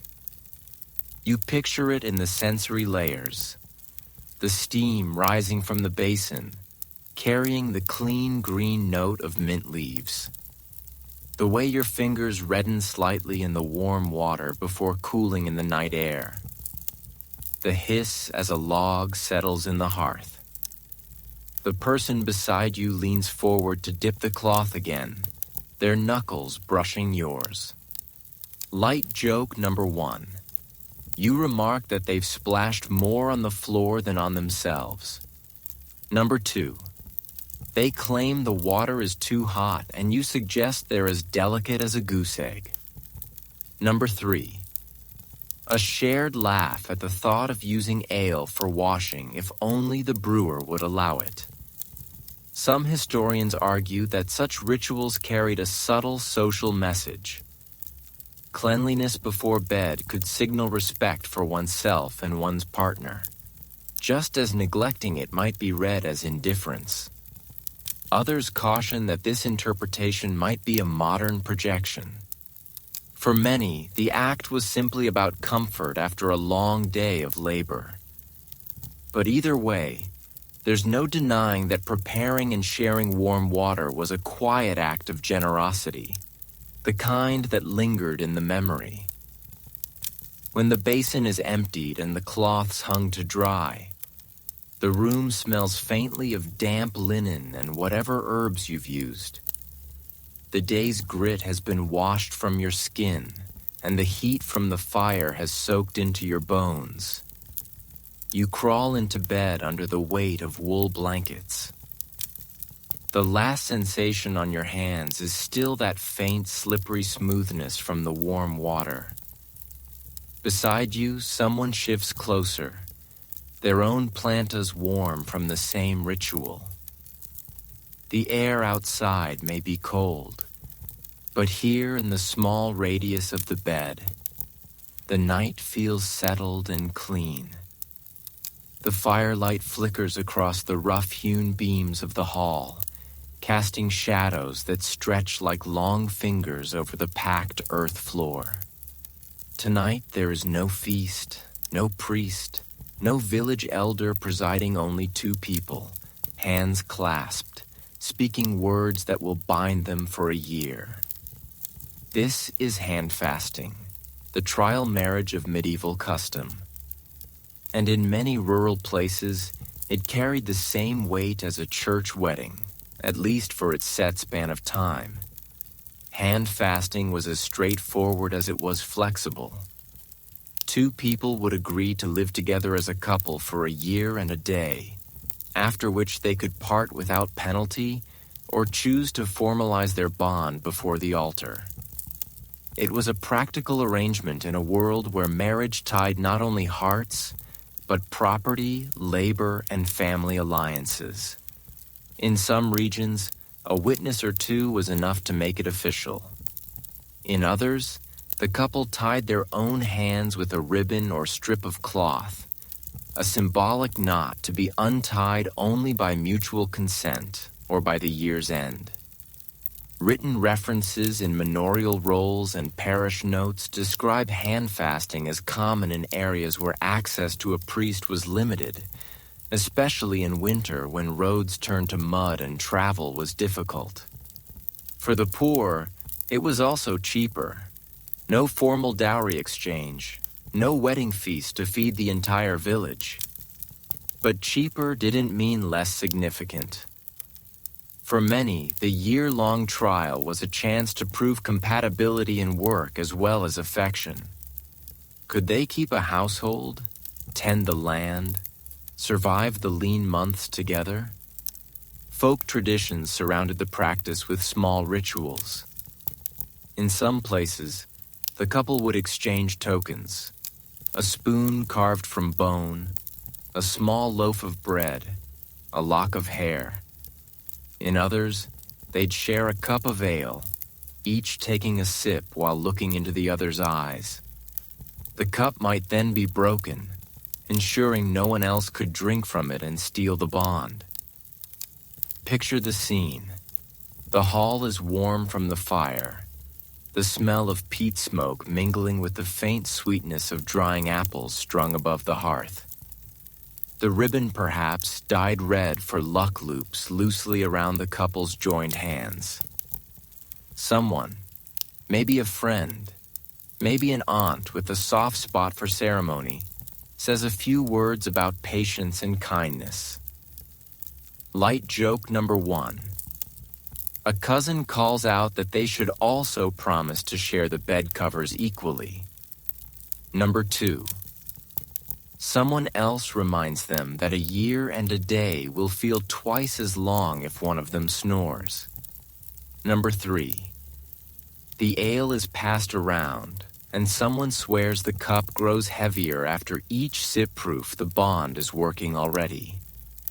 Historians are divided on how legally binding handfasting truly was. Some argue it was a fully recognized form of marriage in its own right, requiring formal separation if broken early. Others see it as a folk custom with no official standing beyond the village's agreement to respect it. What's certain is that many handfasted couples never felt the need to take vows in church afterward. Once a life was built together, why start over? When the ribbon is finally untied, it's folded and kept in a chest or tucked between the pages of a family Bible. The couple leaves the hall hand in hand, stepping into the crisp night air, their breath curling into the dark. The agreement is simple. Share the work, share the food, share the bed, and see where the year leads. The village will watch, kindly, curiously, sometimes noisily, but for now the only witnesses that matter are the ones who stood in the firelight when the ribbon was tied. The wind at the edge of the square catches the corner of a wool cloak and flips it like a flag. Across the open space, people are already moving homeward, baskets heavier, purses lighter, but your attention is snagged by the woman near the lane's mouth. She's not calling out or waving. She's adjusting the folds of her headscarf in a way so deliberate that it might as well be a lantern in the night. In the medieval village, clothing is not only necessity or ornament. It is a code book written in wool, linen, and leather, and those who can read it know more than they're told. Color is the first signal. Dyed cloth costs labor and coin, so the shade a person wears speaks before they do. A flash of madder red might mean a garment saved for feast days, or in some cases, for catching the eye of someone specific. Blue, especially the deep woad-dyed kind, can hint at a family willing to spend on display. Even undyed brown or gray has its voice. It says either thrift or a deliberate modesty, a choice to blend into the crowd until the moment calls for standing out. Records from late medieval sumptuary laws intended to restrict who could wear what reveal just how closely clothing and status were linked. In some towns, only certain households could wear fur trims or silk veils. In others, specific colors were reserved for particular ranks. Of course, villages found their own ways to bend those rules. A sleeve lining might be dyed a forbidden shade, showing only when the arm was raised just so. A belt buckle might carry a carved emblem that signaled family ties or romantic interest to those in the know. Shape is the next layer of language. A tucked sleeve might indicate readiness for work. But if it stays tucked long after the work is done, it suggests the wearer wants to appear unencumbered, ready to engage. A loosened lacing at the neck might simply be for comfort, or it might be a calculated breach of modesty's line. In one court record from Yorkshire, a witness swore that a young man drew his cap low and his hose tight when walking past a certain girl's cottage, a combination the clerk recorded without comment, but which local gossip almost certainly did not ignore. Accessories carry messages too subtle for the untrained eye. A ribbon tied around a wrist instead of in hair. A brooch pinned on the right rather than the left shoulder. A pouch worn forward instead of to the side. Each could mean nothing or everything, depending on context. Folk tradition in parts of the Low Countries held that a woman who shifted her belt knot to the opposite hip was declaring herself open to suitors, while in some alpine villages, a man might wear his cap feather turned forward as a signal of intent, quirky detail to file away. In one Devon manorial account, a fine was levied against a man who wore his boots reversed left boot on right foot and right on left, as a public joke meant to show he'd been turned around by a certain woman's attention. Whether she laughed or not, the record doesn't say. You imagine it now, standing in the bustle of Market's End, watching as someone adjusts a sleeve more times than necessary, or pauses to retie a cord with exaggerated care. Light joke number 1. You think of how dangerous it would be if every loose button in the village were taken as a declaration of love. Number 2. A muttered observation that some people would need an entire handbook to keep from making accidental proposals with their hat. Number 3. The idea of a village fashion police deputized to write citations for overly suggestive cloak swirls. Historians debate whether these signals were deliberate courtship tools or simply everyday adjustments later romanticized in memory. Some argue that reading them as coded love notes is projecting modern ideas onto medieval habit. Others counter that in small, close-knit communities, people learn to squeeze meaning out of even the smallest gestures because opportunity for open declaration was rare. The truth is likely tangled in both. Sometimes a sleeve tug is just a sleeve tug, and sometimes it's a wordless invitation. The light begins to soften into that gold hour when shadows stretch long. As stalls are packed and the air cools, you catch the same hand adjusting the same scarf one more time. But now the glance that follows it lands squarely on you. There's no smile, just a stillness, a kind of waiting. You respond without stepping closer. A small shift of your own cloak, enough to show the lining's unexpected color. Then you turn away with the rest of the crowd.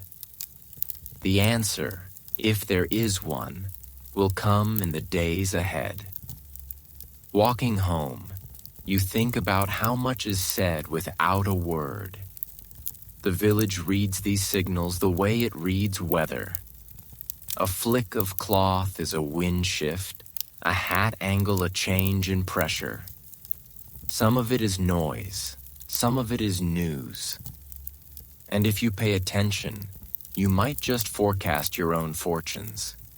The code book of clothing is never officially written, but it is memorized all the same. Passed down through watchful eyes, whispered at hearths, and worn into the fabric until the threads themselves seem to carry meaning. The square is quieter now, emptied of stalls and traders. But the mood has shifted. A small crowd gathers near the pillory two stout wooden uprights with a hinged crosspiece, its iron fittings glinting dull in the afternoon light. Public punishment in the medieval village was not merely about discipline. It was performance. Everyone knew when someone was due to be put in the stocks or the pillory, and everyone knew why. And when the offense involved lust or indiscretion, the spectacle took on a particular edge. Parish records and manorial court rolls preserve the dry phrasing. For lewd conduct in the lane, for unlawful bedding, for unseemly touching at the feast.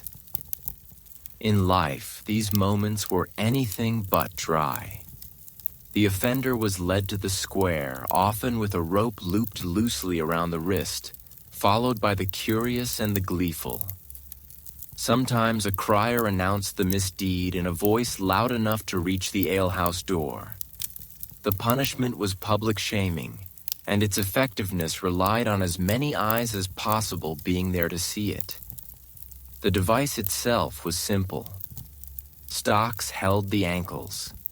The pillory held the head and hands. In either case, the person was fixed in place for hours, sometimes longer. Neighbors might pass by and deliver sharp words, a handful of straw, or the occasional piece of overripe fruit. In some regions, offenders convicted of improper conduct were made to wear symbolic signs. A wooden plaque with painted words, a garland of nettles, or even a crude hat meant to provoke laughter. One unusual account from a Norfolk court roll describes a man punished for boasting too freely of imagined conquests. The village made him stand with a rooster tied to his arm, a living, flapping metaphor for his unchecked crowing. Another record from a small Flemish town notes a woman seated backward on a donkey, paraded through the streets before being locked in the pillory. Her crime: a too public kiss with a man not her husband. These punishments were designed not just to humiliate, but to tell a story everyone would remember. The sensory scene was part of the lesson.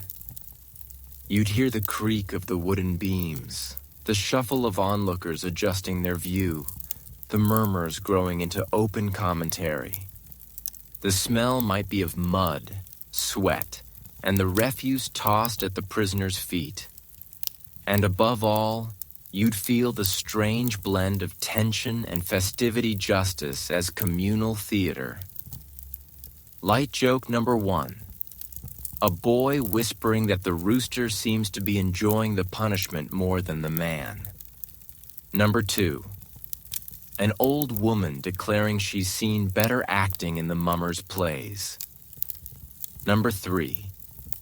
Someone offering the pilloried a mug of ale for the thirst brought on by sin, only to pull it away at the last second. Scholars of medieval law often debate whether such public punishments were effective deterrents or simply reinforced the village's appetite for spectacle. Some point to records showing repeat offenders, arguing the shame faded faster than expected. Others counter that the threat of being physically displayed frozen in a moment of disgrace was enough to keep most people cautious. Either way, the memory lingered in the collective mind, becoming part of the village's moral map. The crowd's role was not passive. Laughter, jeers, or even silent staring all contributed to the weight of the punishment. Sometimes friends or family would stand nearby to offer quiet comfort, though this could draw them into the scorn as well. In rare cases, a show of defiance by the punished meeting every gaze, smiling, even cracking jokes, could soften the blow or turn the crowd's mood. These moments became legend, retold for years with embellishments that blurred truth and performance. By the time the constable unlocks the device, the light is already fading. The offender steps away stiffly, rubbing wrists or ankles, eyes flicking between the ground and the faces around them. The square slowly empties, but the story will walk home with every person there to be repeated by the fire and reshaped in the retelling. The pillory stands silent again, waiting for the next name to be called. Its wood worn smooth by the passage of shame, laughter, and the endless curiosity of a small community. The harvest is long finished, and the evenings stretch out like a well-worn road. Tonight you find yourself at the edge of the common hall, where a small circle of villagers leans in toward the glow of the hearth. Someone strums a lute, another taps a drum with 2 fingers, and the talk between songs is a warm mix of teasing and memory. Then, as if the air has been waiting for it, a voice begins a melody slow at first, then rolling forward like a cart on a gentle slope. The song is familiar, but the way it's sung makes the older women glance at one another, and the younger ones smirk.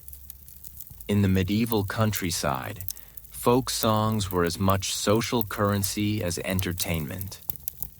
Some were ballads of kings and saints, others tales of war or hard winters. But a whole subgenre carried a different freight. Playful or suggestive verses that everyone pretended not to notice. These songs of suggestion lived in the spaces between the lines, where words could tilt one way for the innocent and another for those who listened harder. Collections of late medieval lyrics preserved in monastic manuscripts, despite their cheek include refrains about weaving that sound like domestic chores until you catch the shift in rhythm that makes shuttle and loom sound suspiciously like something else. A harvest song might celebrate gathering the last sheaf in a way that makes the room warmer than the fire alone. The beauty of such songs was plausible deniability. A singer could claim innocence while letting the listeners supply the rest. One example from a 15th century English miscellany describes a young man offering to help a girl carry her apples to market, warning that the load might be too much for her alone. In the next verse, the apples have become roses and the market, the garden.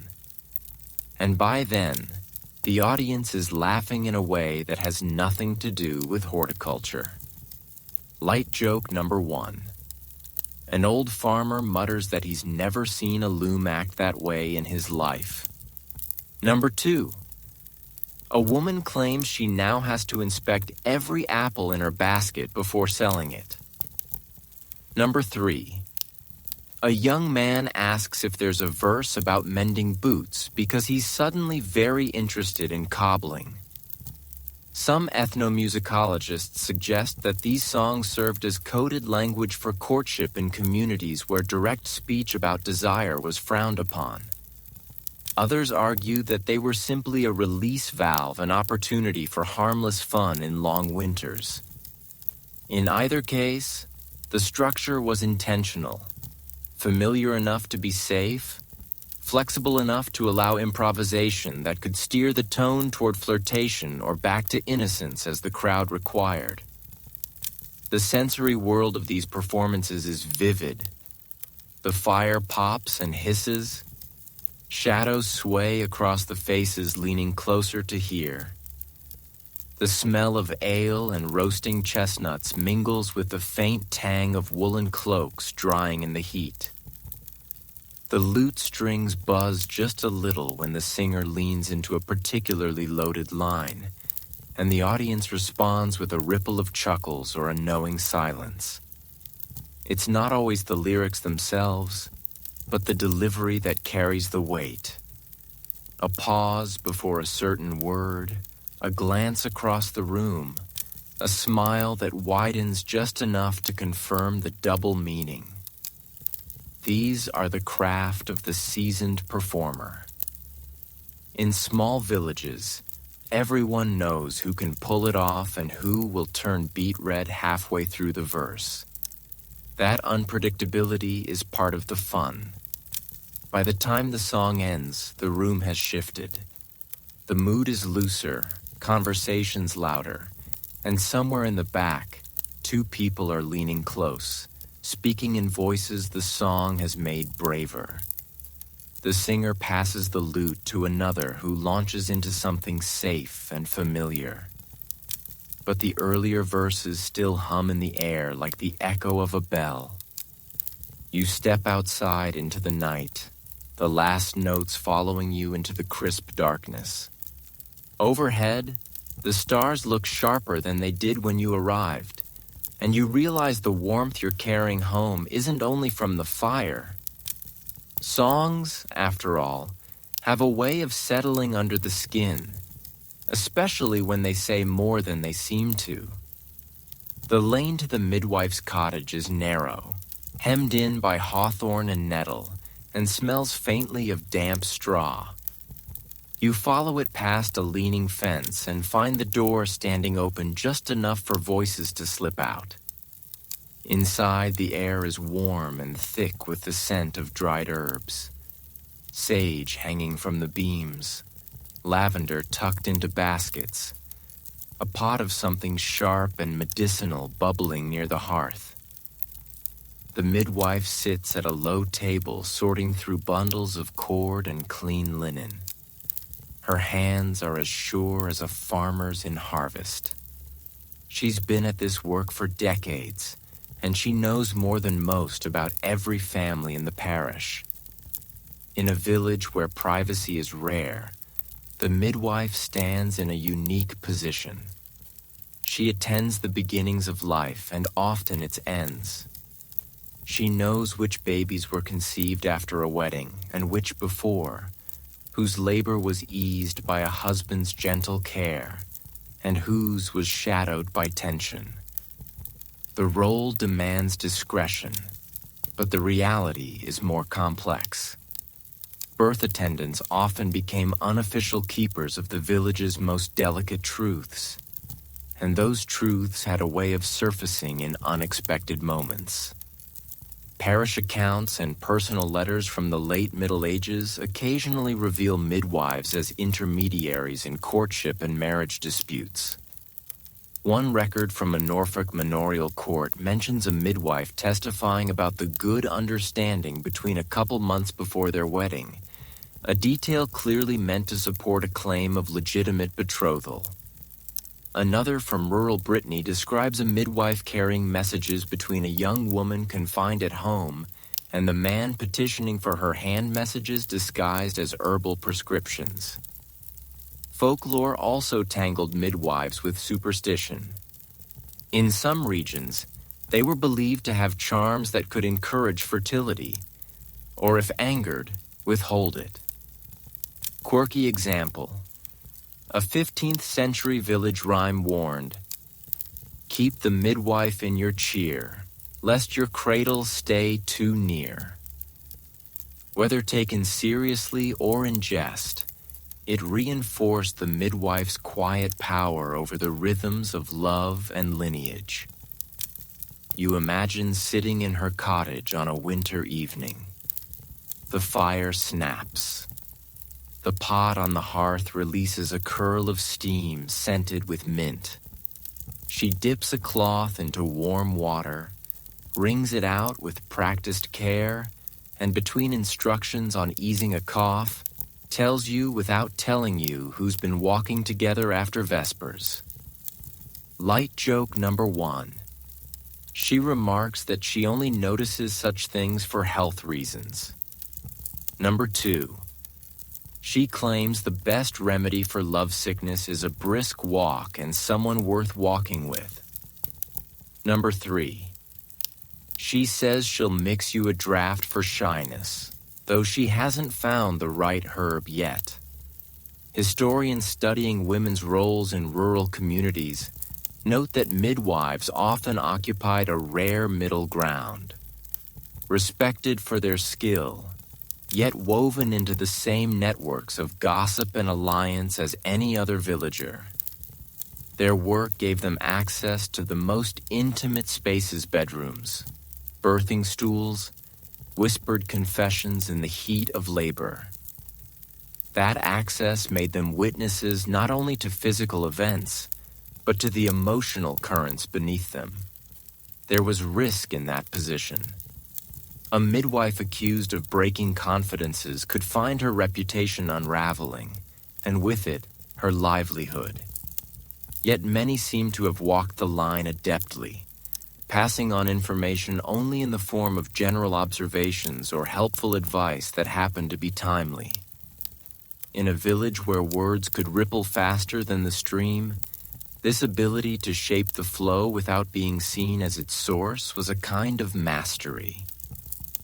As the evening deepens, the midwife finishes tying her herb bundles and hangs them from the rafters. She asks about your family in a way that feels casual but covers a lot of ground. Who's well? Who's away? Who's been keeping company with whom? You leave with a pouch of dried chamomile and a sense that she now knows more about your plans than you do yourself. The lane feels narrower in the dark, the hawthorn whispering on either side, and you can't quite shake the feeling that the midwife's knowledge travels with you, tucked into the folds of the herbs like a scent that will not fade. The rain has stopped, leaving the thatch roofs dripping and the cobbles slick. You're making your way past the old well when you see a knot of people gathered near the corner where two lanes meet. At the center stands a young man looking sheepish, a small cloth pouch in his hands. The older woman across from him holds it like it's a nettle she can't quite decide to drop. Something has gone wrong with a love charm, and the entire square is interested. In the medieval village, charms to attract affection or to bind it tighter were part of the fabric of life. Herbs tucked into a pocket, ribbons knotted with whispered words, wax figures hidden under a bed, each carried the promise of bending fortune in one's favor. But like bread left too long in the oven, these charms could backfire, sometimes with comic results, sometimes with consequences that lasted far beyond the laughter. Court records and ecclesiastical decrees mention ill-worked love philters and miscast knots, usually in tones suggesting both moral disapproval and a grudging fascination. One 15th century record from Cornwall tells of a man who ground rose petals and rosemary into a powder meant to make a woman soft of heart. Unfortunately, he spilled it into a communal stew pot at a feast. The result was an evening of bizarrely affectionate toasts among the elders and a fine for disturbing the order of the meal. Quirky case from Brittany. A girl embroidered her crush's name into a handkerchief using a thread dyed with beet juice, believing it would color his dreams. She left it where he would find it, only for the dye to bleed in the rain and turn the name into something entirely unreadable. The village wag decided it looked like the word for goose, and the poor boy endured honking behind his back for weeks. Some historians think the risks were part of the appeal. A charm was a gamble.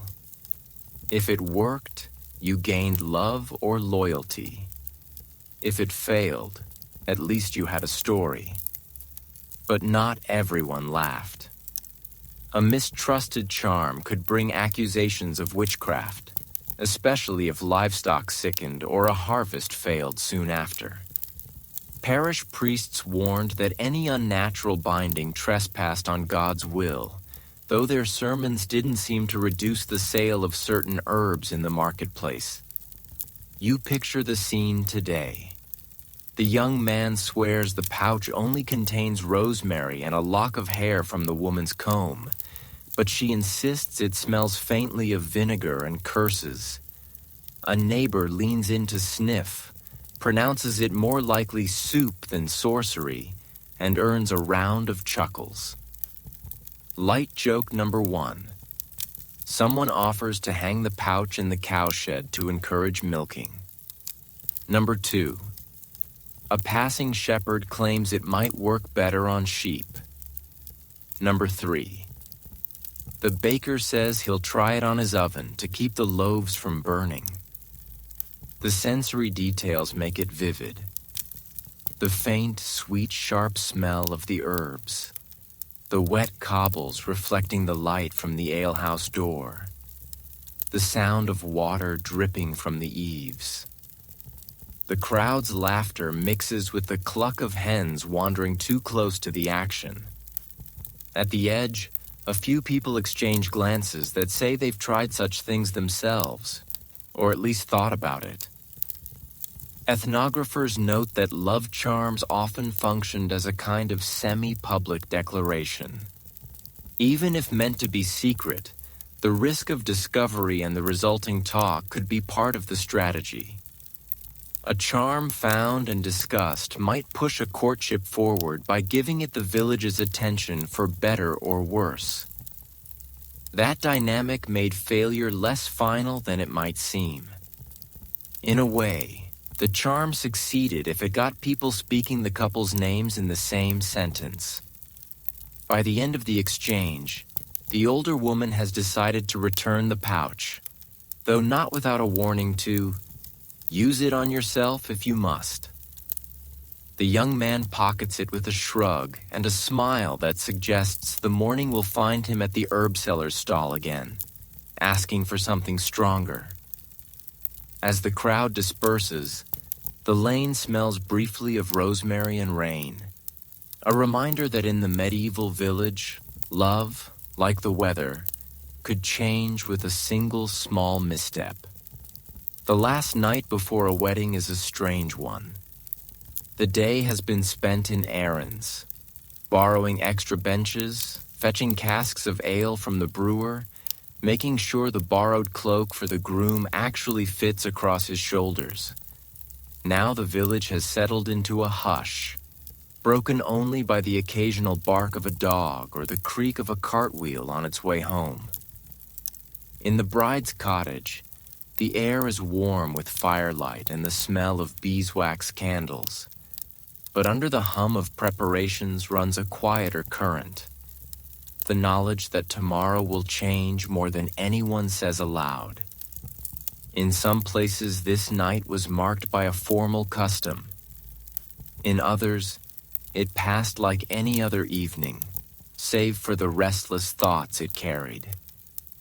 Accounts from the 14th and 15th centuries speak of keeping vigil in the bride's home family and friends staying late, telling stories, offering advice that mixed sincerity with playful warnings. A sister might whisper about what it's like to share a bed through winter. An aunt might advise on stretching a stew to feed unexpected guests. A friend might smuggle in a sprig of rosemary to tuck under the pillow for luck in the first year. Folklore dressed the night in superstition. In parts of rural Germany, the bride was not to step outside after sunset, lest wandering spirits confuse her path to marriage. In an English village custom, she was to wear a borrowed garment to bed, ensuring she would dream the face of her future contentment, as if she didn't already know it well. And in some Breton fishing communities, the groom was forbidden to sleep under his own roof, staying instead with a friend, so that the first morning he and his bride woke together would be their wedding day. You imagine the sensory fabric of it, the fire's steady crackle, the soft drag of a comb through hair, the faint resin scent from the candle as it pools into golden wax. The bride's hands are busy, not because there's work left to do, but because the stillness makes the heart race. She mends a hem already mended, polishes a clasp until it gleams, then sets it aside, only to pick it up again. Her mother hums a lullaby that hasn't been sung in years, as if to smooth the air into calm. Light joke number 1 might come from her brother, leaning in the doorway to remind her she can still run if she starts now. Number 2, from a cousin who offers to hide her under the hay in the loft until the fuss dies down. Number 3, from the bride herself, rolling her eyes and promising she'll be fine so long as no one makes her dance with Uncle Bernard before the feast has started. Historians of social life note that this night often carried a double role.